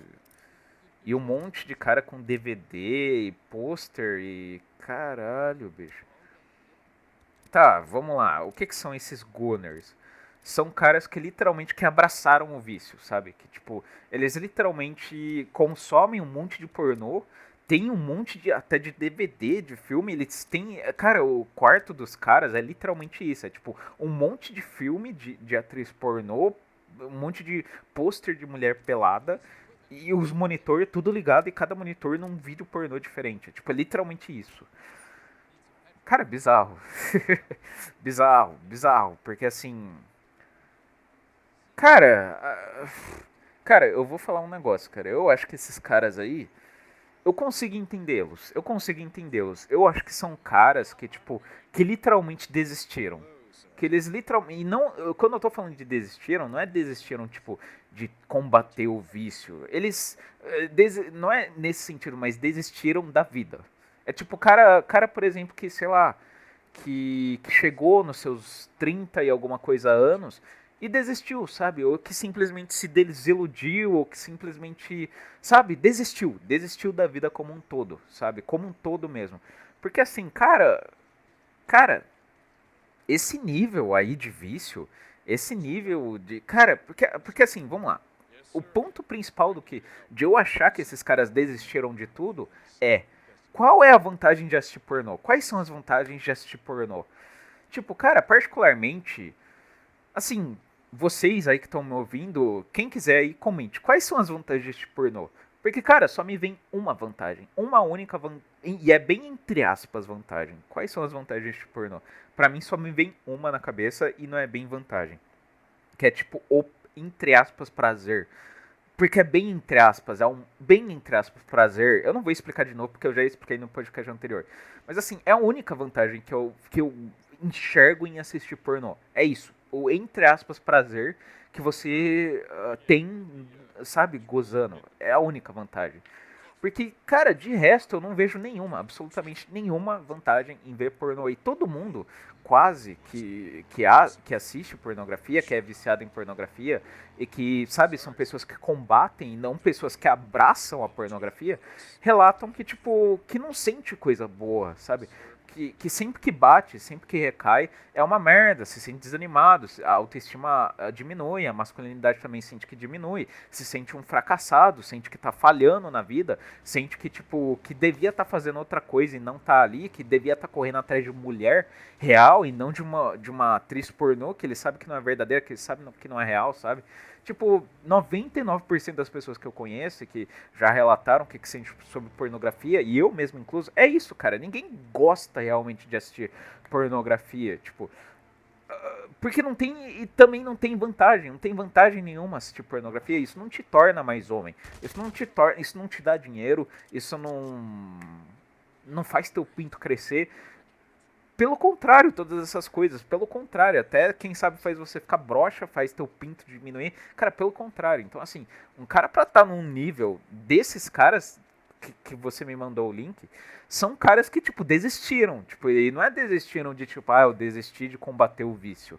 É, desistiu da vida, tipo, da vida mesmo, desistiu de tudo, ele desistiu de vida social, ele desistiu de ter uma mulher, ele desistiu sabe, de ser uma boa pessoa para a família dele, ele desistiu de ter filhos, ele desistiu dos sonhos dele, ele desistiu de viajar ao redor do mundo, ele desistiu de tudo, cara, porque, tipo, cara, é bizarro, tipo, é bizarro. Os caras literalmente com a parede cheia de pôster de atriz pornô e 5 monitores, os 5 ligados em pornografia e batendo. Cara, é bizarro, tipo, bizarro. Assim, cada um faz o que bem entende da própria vida, mas assim, no caso desses sujeitos, cara, eu só consigo enxergar sujeitos que, tipo, desistiram. Porque, cara, por que razão o cara faria isso consigo mesmo? Sabe? De tipo, cara, dedicar a vida dele ao pornô. Porque, cara, esses caras aí é muito óbvio que pra esses caras o principal e talvez único prazer da vida deles é assistir pornô. Tipo, cara, como que alguém, a não ser alguém que já vendeu a própria alma, que outro sujeito, que não o sujeito que vendeu a própria alma, faria isso, sabe? Tipo, é o que eu tô falando, qual é a vantagem? O que, que ele ganha disso, sabe? Tipo, pra... Cara, é bizarro, bizarro, bizarro. Tipo, sei lá, se você acha isso correto, eu espero que não. Eu espero que você não ache isso correto, até porque eu te conheço pessoalmente e desejo sinceramente que você seja uma pessoa que vá pra frente na vida, sabe?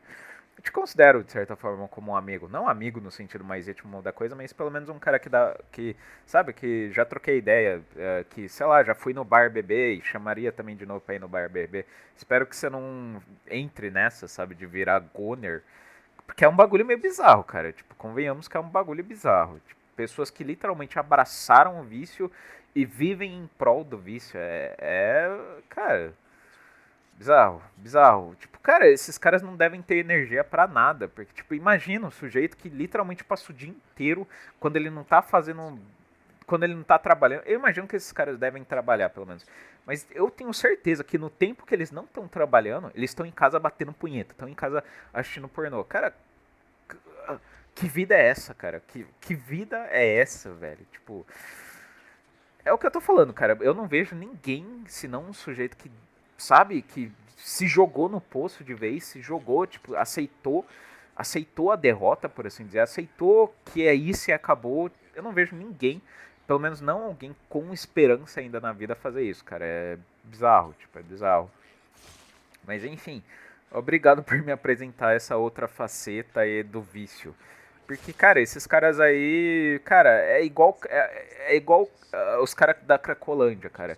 Tipo, os caras que estão na Cracolândia é igual esses Gunners. Os Gunners são os caras da Cracolândia, só que com pornografia, obviamente. Enfim, vamos pro próximo e-mail, que é o penúltimo e-mail. Deixa eu ver quanto tempo já tá. 1h10, ok. Vamos lá.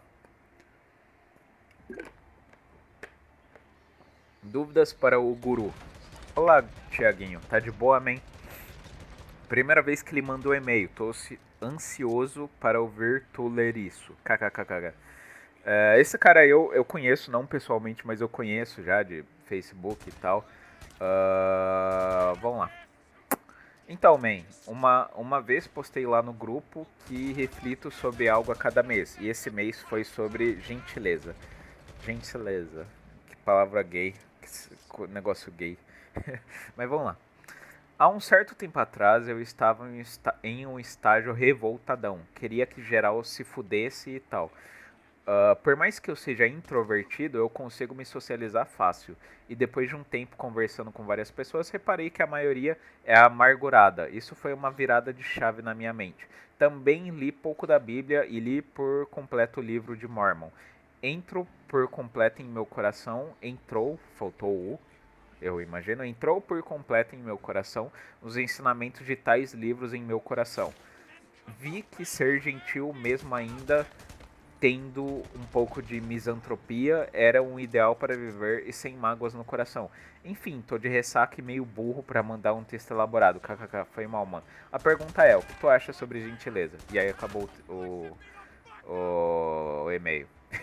É basicamente um cara introvertido, pra quem não entendeu muito bem o que ele quis dizer, é basicamente um cara introvertido, porém que se socializa fácil e que estava pensando sobre as coisas, pensando sobre a vida, e ele percebeu que a maioria das pessoas são amarguradas, e aí ele lendo livros tal como a Bíblia e a Bíblia dos Mormons, ele percebeu que ser gentil, que ser, digamos assim, de bom coração, de boa vontade para com a maioria das pessoas é algo bom, objetivamente bom, por assim dizer. E aí ele termina perguntando o que eu acho sobre gentileza. Cara, é uma pergunta meio genérica, vou ser bem honesto. É uma pergunta um pouco genérica, um pouco tipo. Umbrella, guarda-chuva, vamos colocar assim, não é muito específica, mas. Cara, eu. Digamos que eu sou. Eu não sigo essa máxima a fundo, mas digamos que eu vejo um tanto. Um quê de verdade, um tanto de verdade na máxima do imperativo categórico. Sim, podem me chamar de cringe, de vergonha alheia ou de sei lá o que. Mas eu sou bastante influenciado na esfera ética pelo imperativo categórico kantiano. Logo, a gentileza é algo naturalmente bom para o imperativo categórico kantiano e para minha ética. Por quê? Porque se todo mundo for gentil com todo mundo, o mundo seria objetivamente um lugar melhor, certo? Não digo objetivamente um lugar melhor, mas pelo menos um lugar menos bosta, sério? Certo? Porque assim, vamos supor um mundo em que todo mundo lida com todo mundo com grosseria. Obviamente que nesse mundo, todo mundo é estressado, todo mundo é impaciente, todo mundo não se relaciona direito com todo mundo e por aí vai. Ou seja, num mundo em que todo mundo é grosseiro, rude com todo mundo, objetivamente as relações humanas são piores se comparadas num mundo em que todo mundo é gentil com todo mundo. E por que eu tô falando num mundo? Ou seja, todo mundo, coletivo? Porque o imperativo categórico é sobre isso. Haja conforme a tua máxima possa se tornar uma máxima universalizável. Ou seja, todo mundo. Então, assim, se todo mundo fosse gentil com todo mundo seria pessoas mais calmas, seriam pessoas mais pacientes, pessoas que têm relações humanas mais dignas, mais verdadeiras, mais gentis, por assim dizer, umas com as outras. Seriam pessoas no geral que seriam mais. Seriam objetivamente melhores umas com as outras. Seriam mais sociáveis umas com as outras. Então, assim, eu acho que a gentileza em si é sim uma qualidade. Eu não diria que é uma virtude, porque virtude. Eu não acho que a gentileza é algo necessariamente virtuoso, porque eu acho que a gentileza carece. A gentileza descontextualizada, é por isso que me falta um contexto, sabe? Tipo, eu acho que a gentileza descontextualizada carece de embasamento. Por isso eu não a considero como uma virtude. Mas eu considero ela sim como uma qualidade boa, você ser gentil em geral com as pessoas. Eu considero que a boa vontade é uma virtude. E por que a boa vontade eu considero virtude e a gentileza não? Porque a boa vontade é algo que, em si, o conceito dela já é de direcionamento para o outro, a boa vontade. Você estar apto a fazer algo para os outros. Isso é, em si, uma virtude, porque já predispõe o sujeito a algo que vai além dele mesmo. É algo que é algo benigno que vai além dele mesmo. Logo, o imperativo categórico também considera isso como algo bom. Já a gentileza é um puro e simples, não representa exatamente uma boa vontade. A gentileza é você simplesmente ser dócil. Você simplesmente. Cara, a gentileza carece de intencionalidade. A boa vontade, ela implica na prática.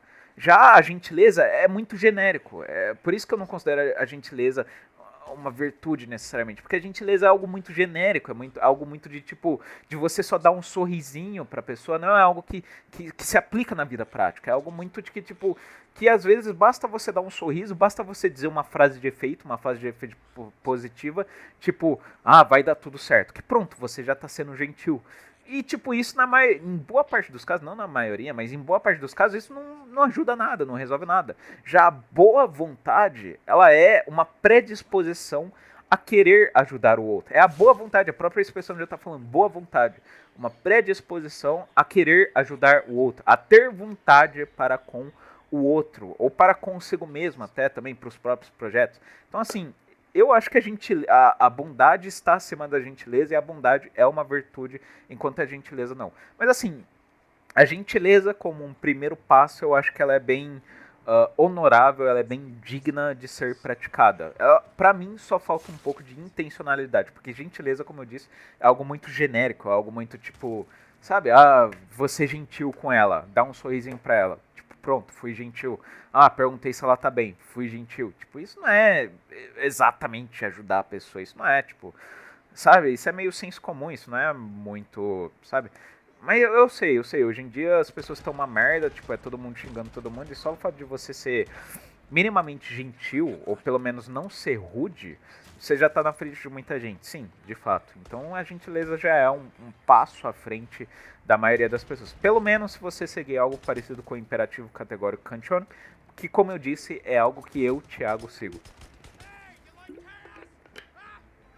Não na versão original barra completa, mas na minha própria versão das coisas, por assim dizer.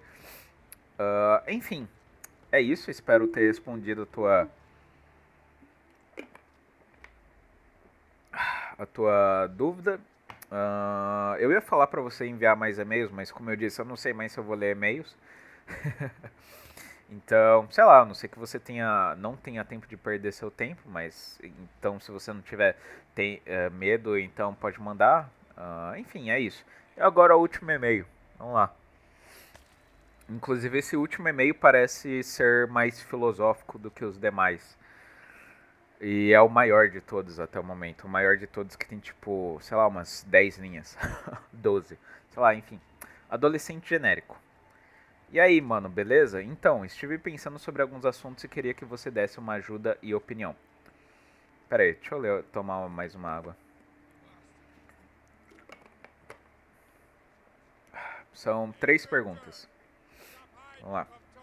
Como podem coisas que não são físicas existirem? Por exemplo, a lógica. Não dá para você simplesmente agrupar animais em reino, espécies e gêneros, por exemplo, e dizer que aquilo é uma demonstração da lógica. Seriam apenas objetos físicos parecidos aos nossos sentidos. A lógica da identidade, que diz que um ser A não pode ser igual ao ser B, pois ele é A, não é demonstrada na, entre aspas, realidade. Esse é o problema, meu filho, de todo empirismo. Só o que você está falando aqui na primeira linha é o principal problema de toda e qualquer forma de empirismo barra verificacionismo, por assim dizer. Mas enfim, vamos continuar. Outra coisa é o tempo. Tem um amigo que começou a estudar física e ele diz que vai refutar Einstein, porque acredita que o tempo não existe, pois seria apenas a transformação da matéria, ou seja, o tempo não seria uma entidade ou uma dimensão e nem algo que possa ser medido, no sentido científico, que seria observar. Assim, metros por segundo seria apenas a matéria de uma bola ocupando os espaços entre o ponto A e B, e um bebê não se formaria em 9 meses, mas sim depois que as suas células se organizassem de uma maneira que consensualmente chamamos de bebê. Mas isso acontece geralmente no período de 9 meses, por isso que se habituou a chamar de 9 meses o período de gestação materna. Tipo, vou continuar. Confesso que pelo tempo ser algo tão bem aceito, eu fico com o pé meio atrás sobre dizer que ele não existe. Até não me sinto 100% confortável em fazer essa pergunta porque sei que pode ser muito burra. E aí terminou a primeira pergunta. Enfim, vou resumir a pergunta. Como podem coisas que não são físicas existirem? Cara, Platão, cara, se você entender e apreender bem Platão, cara, Platão inteiro, o platonismo 100%, absolutamente 100% do platonismo é sobre isso. É sobre isso, manas. É sobre isso. Tipo, cara, platonismo inteiro é sobre isso. Platonismo inteiro é sobre isso. Platonismo, eu vou repetir mais uma vez de novo outra vez. Platonismo inteiro é sobre isso. Como podem coisas que não são físicas existirem? Cara, aí que tá, tudo bem, eu sei que já é batido a teoria do mundo das ideias e que é algo que parece ser, sim, é que assim, a teoria do mundo das ideias, cara, existe a visão superficial sobre a teoria do mundo das ideias e existe a visão aprofundada sobre a teoria do mundo das ideias. E essa visão aprofundada da teoria do mundo das ideias é uma visão que, tipo, 10% ou menos das pessoas que leem Platão chegam nessa visão. A teoria simples do mundo das ideias é: tudo aquilo que a gente vê é imperfeito e existem coisas que são as ideias que são mais perfeitas do que o mundo das ideias, porque essas coisas não são imperfeitas, elas são ideias puras e simples. Essa é a teoria pura e simples, a teoria Blue Pill, vamos colocar assim, do Platão.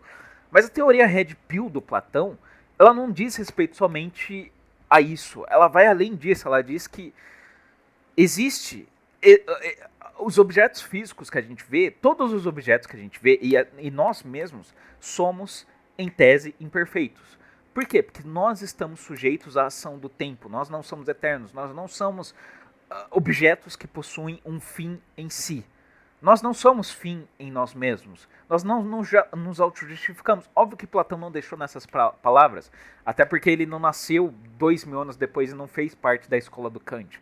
Mas assim, Platão deixa mais ou menos claro que tudo aquilo que a gente vê e tudo aquilo que a gente é e tudo aquilo que nos cerca é imperfeito porque não é uma ideia. A única coisa de possivelmente perfeito que existiria nesse universo seria a ideia de qualquer coisa. Por quê? Isso é um problema também linguístico que o Wittgenstein falou muito tempo depois de Platão. Mas eu vou chegar no Wittgenstein daqui a pouco.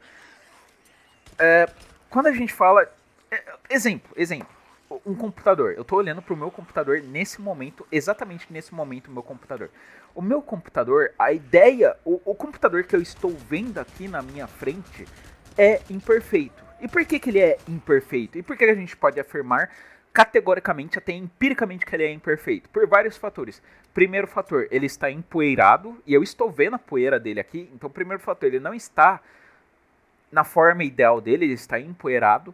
Segundo fator, ele está sujeito à ação do tempo, ou seja, daqui a alguns anos, eu espero, né? Daqui a alguns anos ele vai começar a dar alguns probleminhas, tipo, ele vai começar a superaquecer, ele vai começar a placa de vídeo vai dar algum problema, alguma merda vai acontecer daqui a alguns anos, a gente sabe disso, Tipo, é igual o corpo de qualquer coisa, é igual qualquer coisa que existe. Tipo, ela começa muito bem e vai passando o tempo, ela vai se deteriorando. Porque esse computador não é diferente. Então, segundo fator, a gente sabe que uma hora ou outra esse computador vai dar problema e eu vou ter que pagar um conserto. Terceiro fator, esse computador aqui não chega nem perto da ideia que eu tenho de um computador, tanto esteticamente quanto também idealmente. Por quê? Porque esse computador está aqui na prática.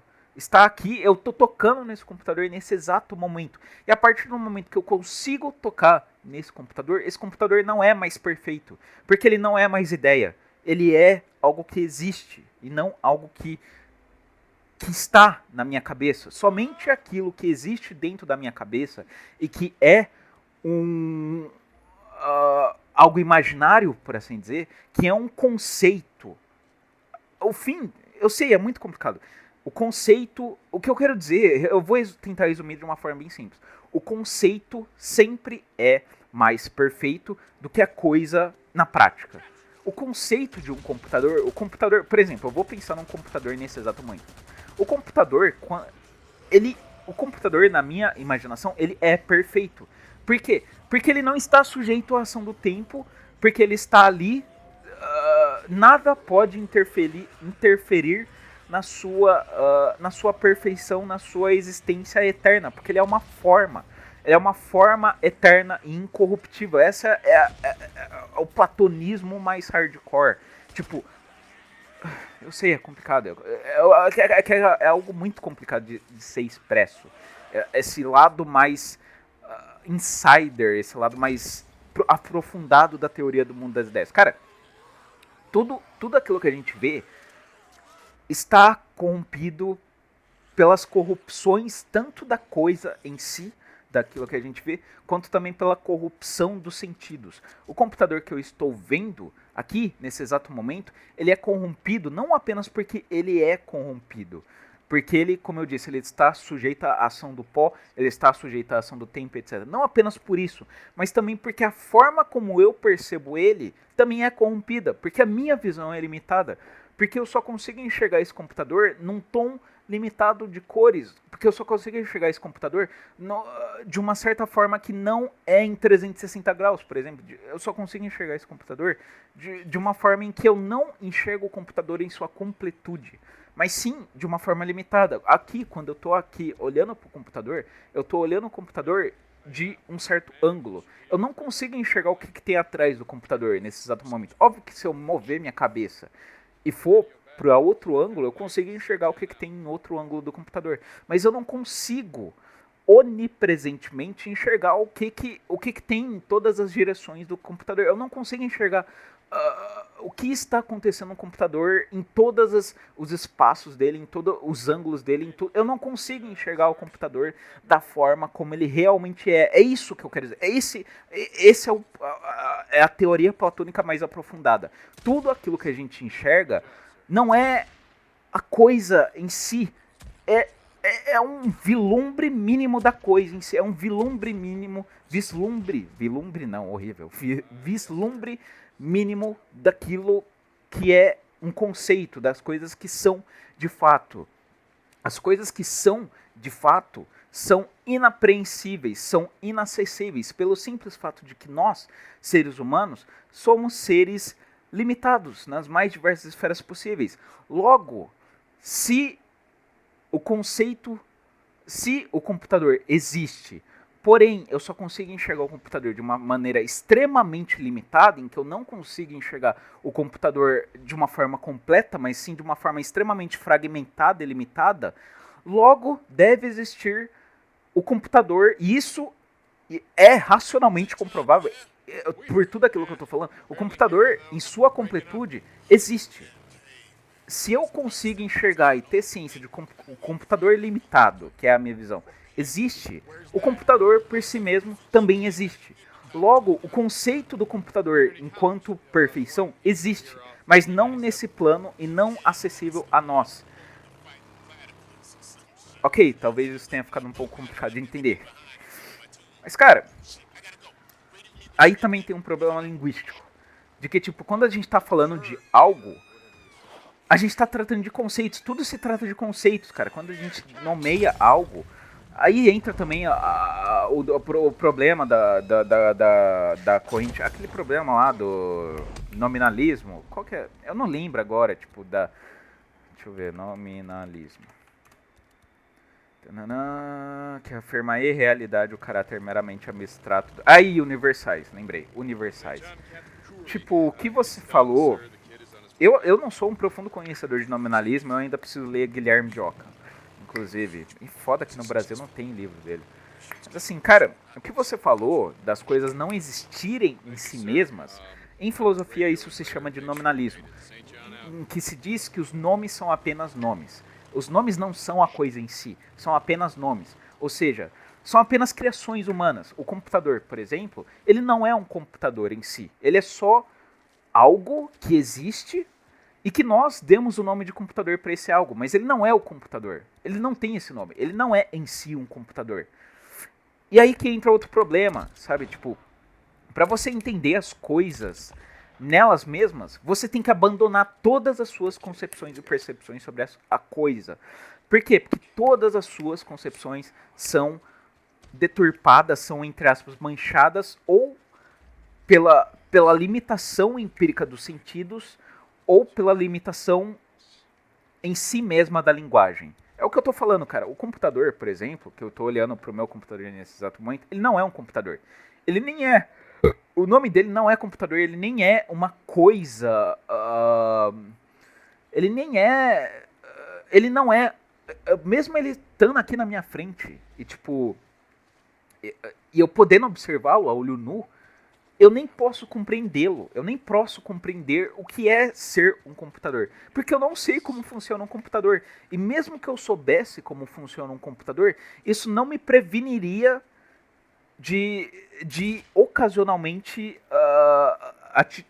atos, entre aspas, não premeditados acontecerem com esse computador. Exemplo, ele parar de funcionar do nada, a placa de vídeo queimar, e etc, a placa-mãe queimar, não sei, dar algum BO, etc, sabe, tipo, o fato é, a gente só é capaz de compreender, a gente não é nem capaz de compreender nós mesmos, esse é o fato, esse é o ponto, a gente não é nem capaz de compreender nós mesmos, que dirá da realidade, e como é possível que coisas não físicas existam, justamente pela consciência de que quando a gente fala sobre X, a gente não está falando sobre X. A gente está falando sobre a nossa impressão sobre X, mas não sobre o X de fato.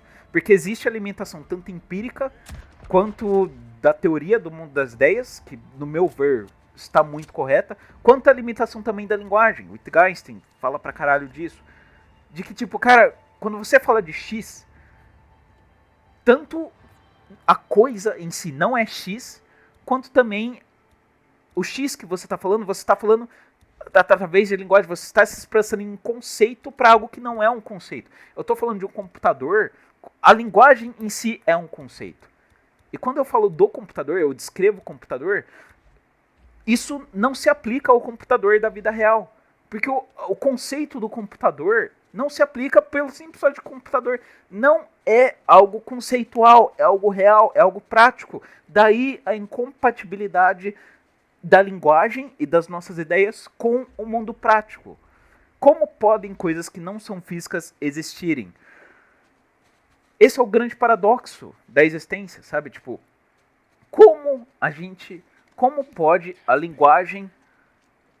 Eu diria que a questão maior não é como podem coisas que não são físicas existirem, mas como pode a linguagem sobreviver nesse meio de coisas físicas, enquanto que a linguagem é algo estritamente não físico, que não existe por si só, sabe? Enfim, tipo, é o que você falou, que não tem como demonstrar empiricamente uma série de conceitos lógicos. É aí que está a grande questão. Não é porque não é demonstrável empiricamente... Tá, eu vou ser sucinto agora. Essas coisas de fato não existem, tá? Eu vou lançar a braba. Essas coisas de fato não existem. Deus não existe. A linguagem não existe. O computador não existe. nada do que a gente fala, nós mesmos não existimos. O que existe é... Aí eu já... Quase que eu fui para um lado um pouco mais avançado da coisa, que aí... Nossa, eu teria que fazer um podcast sobre isso. Mas tá, vamos resumir, cara. Vamos resumir. Cara, como podem coisas não físicas existirem? Porque exatamente essas coisas existem não porque elas são, não porque elas existem, mas porque elas fazem parte de uma lógica que nós, seres humanos, conseguimus apreender. Então, mesmo que essas coisas não existem, elas são dedutíveis. Exemplo que você deu do seu amigo que fala que tempo não existe e que esse bebê de 9 meses, isso daí não é um período de 9 meses, isso é simplesmente o período que o corpo leva até as células do corpo do bebê estarem prontas. Enfim, tem algum sentido no que seu amigo fala? Sim, tem. Porém, é um fato que 90 e alguma coisa por cento dos bebês levam exatos 9 meses para nascer. Não exatos, mas assim, em média 9 meses para nascer, sim, também é um fato. Logo, existe uma lógica por detrás. Assim, entenda uma coisa, a lógica, o mundo que a gente vive, isso é um dos grandes argumentos / fatores que me fez sair do niilismo. Existe uma lógica por detrás das coisas que a gente vê, existe uma lógica. E a teoria do mundo das ideias, na sua versão mais hardcore, ela também fala isso. Mas chega de falar de teoria do mundo das ideias. Existe uma lógica por trás do mundo que a gente... Por trás das coisas, existe uma lógica. Somente não existiria uma lógica se, por exemplo... Ao invés de, por exemplo, as crianças nascerem com 9 meses... Uma criança nascer com 1 mês, outra criança nascer com 2 meses, outra com 3, outra com 4, outra com 5, outra demora 1 ano para nascer, outra demora 2 anos para nascer, outra demora 3 anos, outra demora 50 anos. Tipo, num universo em que tudo fosse aleatório, em que, tipo, cada coisa seguisse um padrão, entre aspas, completamente diferente, a gente poderia afirmar com certeza que Deus... e lógica, e identidade e tudo mais, de fato não existiriam. Por quê? Porque não existe lógica nenhuma nessas coisas, essas coisas não se ligam. Essas coisas simplesmente não possuem uma implicação lógica, não possuem um desencadeamento lógico. Se as coisas fossem assim, de tipo, exemplo aí dos bebês. Se cada bebê nascesse com 1, outro com 2, outro com 3, outro com 4 meses, outro com 5, outro com 10 anos, não existiria uma lógica por trás disso. A não ser que, por exemplo, com 1 mês nascem as crianças mais burras, 2 meses as mais burras, 3 meses as mais burras, porém menos burras, e as que levam 10 anos para nascer são as crianças mais inteligentes.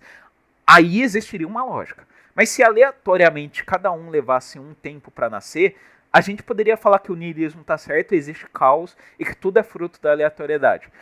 Mas isso não é fato. O simples fato de, por exemplo, de todos os bebês, ou quase todos, levarem 9 meses exatos para nascer, já demonstra uma lógica. Não importa se é a lógica de Deus, ou se é que fez tudo isso, ou se é a lógica da natureza, da biologia, da evolução. Da biologia que, tipo, viu que isso era o melhor para a espécie e decretou 9 meses e ponto, acabou. Não importa de onde vinha a lógica, mas isso já demonstra que existe uma lógica, já demonstra que existe algo além do que aquilo que a gente pode ver. Essa é uma das grandes limitações da ciência. Esse é um dos grandes problemas da ciência. Porque a ciência só consegue falar sobre conceitos empíricos.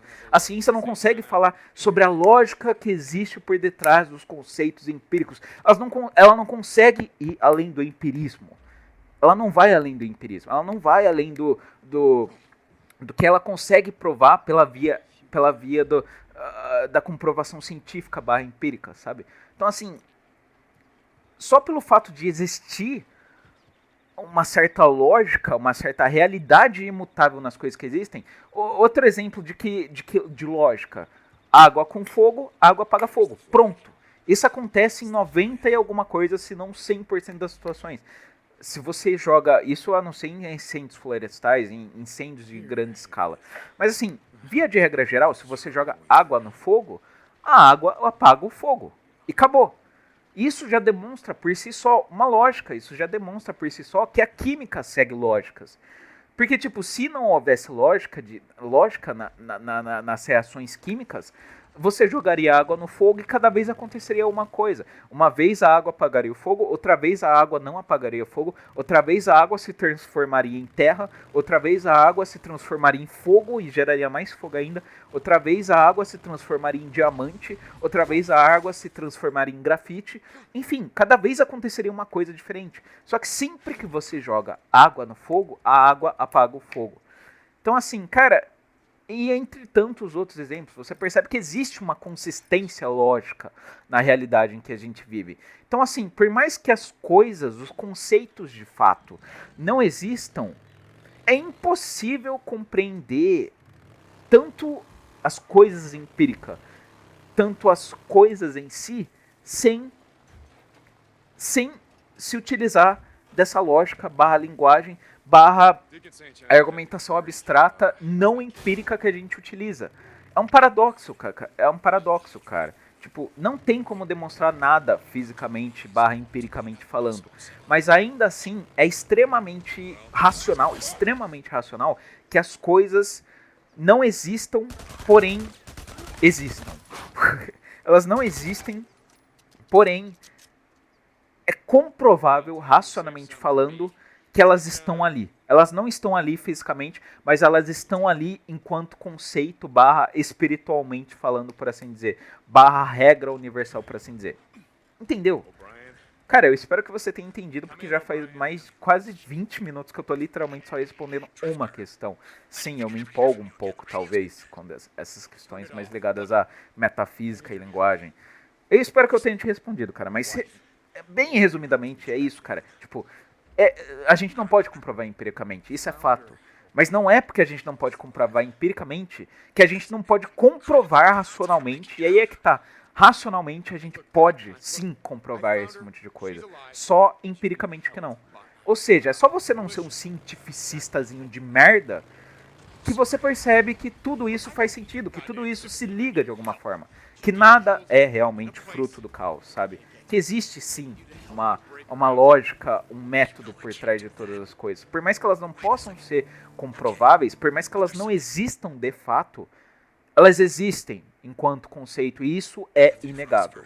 Isso se você admitir a lógica, né? Isso se você, como eu disse, você admitir que você jogar água no fogo vai dar água e a água vai apagar o fogo. Se você for alguém que nega isso, não sei, você nega a realidade.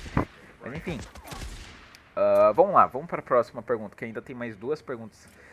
E eu espero que elas sejam um pouco mais rápidas para responder.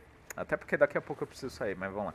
Eu realmente não me sinto bem ao começar a aceitar que coisas abstratas realmente não existem barra não fazem sentido. Sim, elas existem, entre aspas, e elas fazem muito sentido. Eu estou estudando um livro do Skinner. Eita porra. Ah não. Um cara que fala coisas como a mente e a metafísica não existem. Porém, voltando ao exemplo da lógica, acredito que faz sentido pensar que, ao tentar demonstrar e observar a lógica pelo meio empírico, isso já deduz que, racionalmente, um método não empírico, você acha que é possível provar aquilo, o que também já implica na possibilidade de existir uma verdade. Observação, método e verdade são coisas que não participam ontologicamente do mundo físico, mas parecem fazer sentido para nós. Sim, elas não participam ontologicamente, elas não participam realmente. Não existe verdade no mundo físico. Não é algo que é apreensível pelo mundo físico. Mas é algo que é apreensível pela lógica, é algo que é apreensível pelas vias a priori barra racionais do conhecimento, sabe? Tipo, só do fato da gente perceber que há um desencadeamento lógico, só do fato da física existir, da matemática existir, isso já implica que há fórmulas matemáticas, seja lá de quem foi que fez essas fórmulas matemáticas, não importa, aqui não é essa a discussão. Mas o fato é, existem fórmulas entre aspas, matemáticas, físicas, químicas, etc., que se repetem com muita frequência na natureza, que se repetem o tempo inteiro na natureza. Elas que permitem que a gente exista. Elas que permitem que a gente... que tudo aqui que a gente está enxergando que existe, sabe? Que permite a existência por si só. Isso já implica que não é necessariamente essas coisas existam, mas já nos faz deduzirmos que em si isso já é algo racionalmente dedutível, ao menos dedutível, talvez não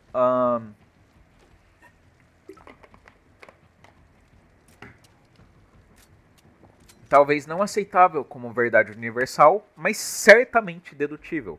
Que essas coisas existem? Não existem. Quer dizer, não vou entrar de novo nessa discussão.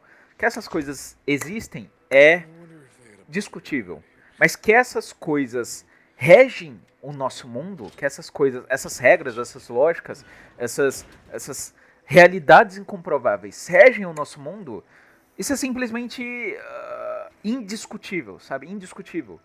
Porque todo dia a gente está comprovando, todo dia a gente está comprovando que tudo isso existe. Toda lógica existe, tudo o que é idemonstrável, que todas essas coisas que não existem, existem. Não empiricamente falando, mas elas existem em si, de alguma forma que nós não conseguimos perceber. E isso não é problema da coisa em si, isso é problema em nós. Nós, é o que eu vou falar de novo, cara. Isso é um ponto que eu bato muito na tecla, principalmente lá no meu livro, no meu PDF. Nós somos seres limitados. Limitados pra caralho, limitados em todos os sentidos possíveis. A gente não pode culpar as coisas em si, pela nossa limitação. A gente é limitado. Não são as coisas em si que são limitadas. Somos nós, na verdade, que somos limitados. As coisas também são limitadas.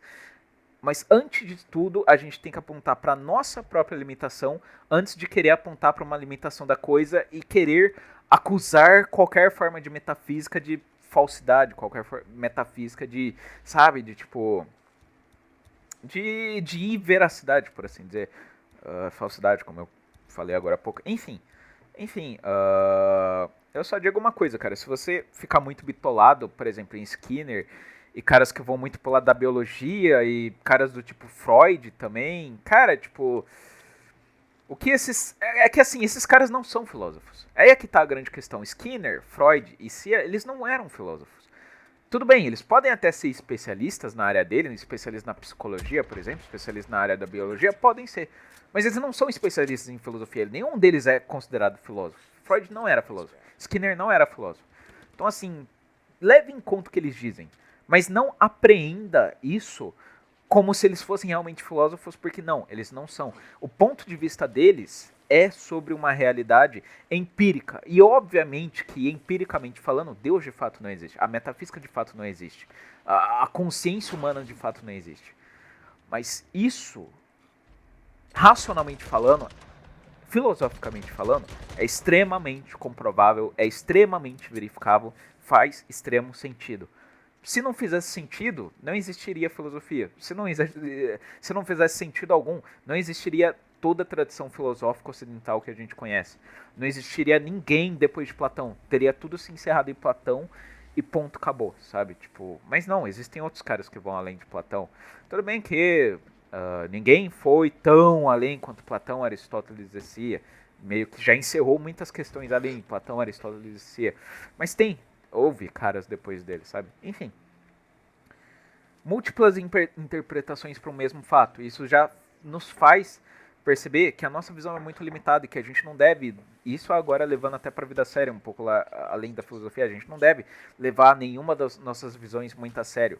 Porque as nossas visões são e sempre serão limitadas. Enfim, e última pergunta. Para não ficar muito longo, como vai a faculdade? Já aprendeu algo que realmente mudou seu pensamento / concepção sobre alguma coisa? Enfim, foi mal pelo tamanho do texto e pelas possíveis perguntas burras.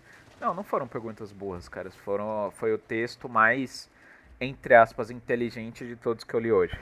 Sou só alguém desesperado por achar um chão onde eu possa, ao menos, confiar e não começar a pensar que nada faz sentido. Obrigado pela resposta. Ok, vamos responder a última pergunta. Como vai a faculdade? Já aprendeu algo que realmente mudou seu pensamento? Não. Na faculdade, cara, eu não aprendi nada que realmente mudou. Cara, assim, a faculdade pra mim... Tá, eu vou falar aqui. Não devia falar isso, mas como eu sei que poucas pessoas vão chegaram aqui, eu vou falar. Eu quitei da faculdade, cara. Vou falar bem honestamente, quitei da faculdade. Por quê? Porque, cara, a faculdade... Como vocês devem saber, eu tava fazendo faculdade de filosofia. E, cara, todo mundo... Não precisa nem ser alguém muito inteligente que tá ouvindo isso. Todo mundo sabe que filosofia... Cara, quem faz filosofia hoje em dia? Tipo, qual o mercado de trabalho pra filosofia hoje em dia?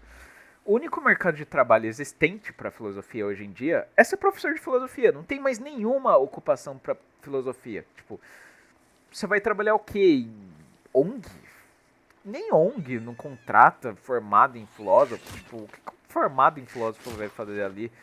No máximo, sei lá, teologia, mas teologia é teologia, não filosofia. Não sei, cara, tipo, o que eu quero dizer é, obviamente, o mercado de trabalho de filosofia é muito restrito. Tipo, muito, muito, muito restrito.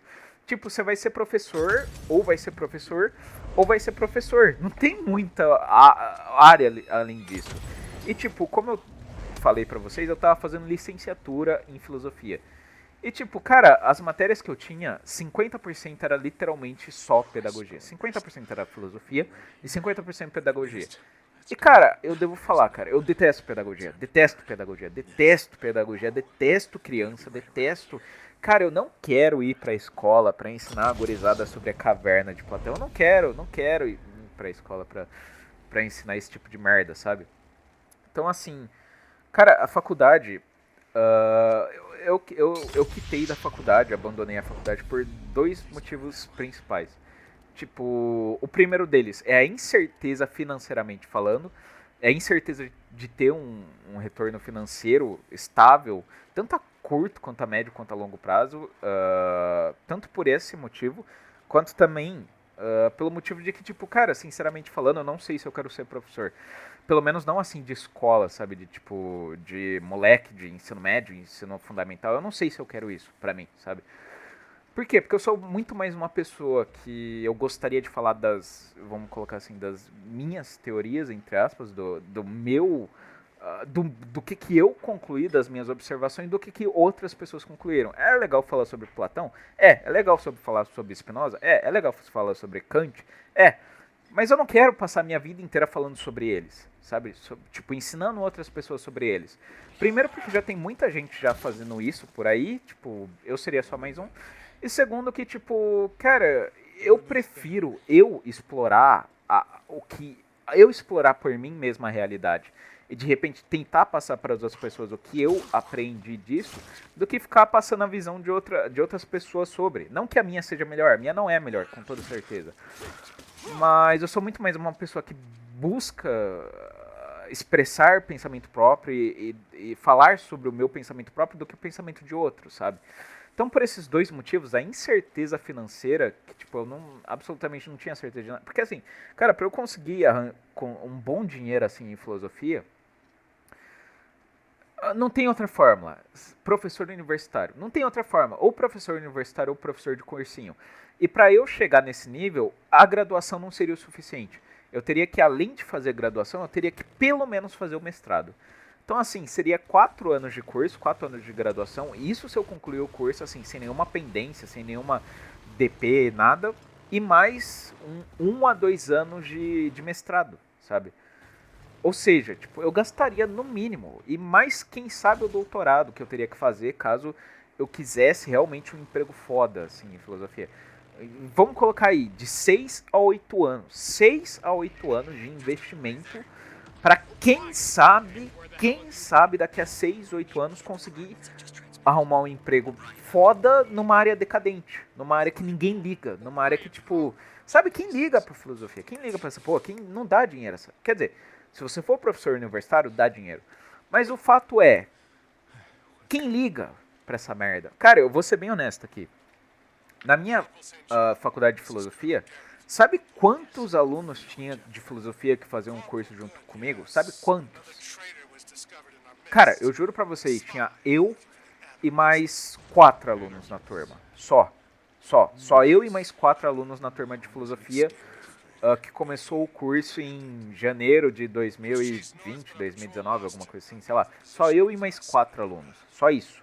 O resto das pessoas que faziam aula comigo eram pessoas de outros cursos, outras matérias que eram integradas com as matérias de filosofia e faziam junto comigo.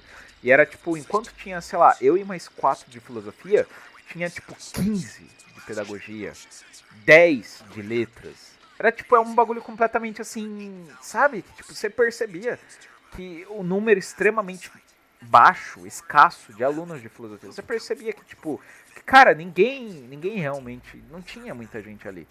E isso hoje em dia, cara, tipo, daqui a 8 anos a situação vai estar pior.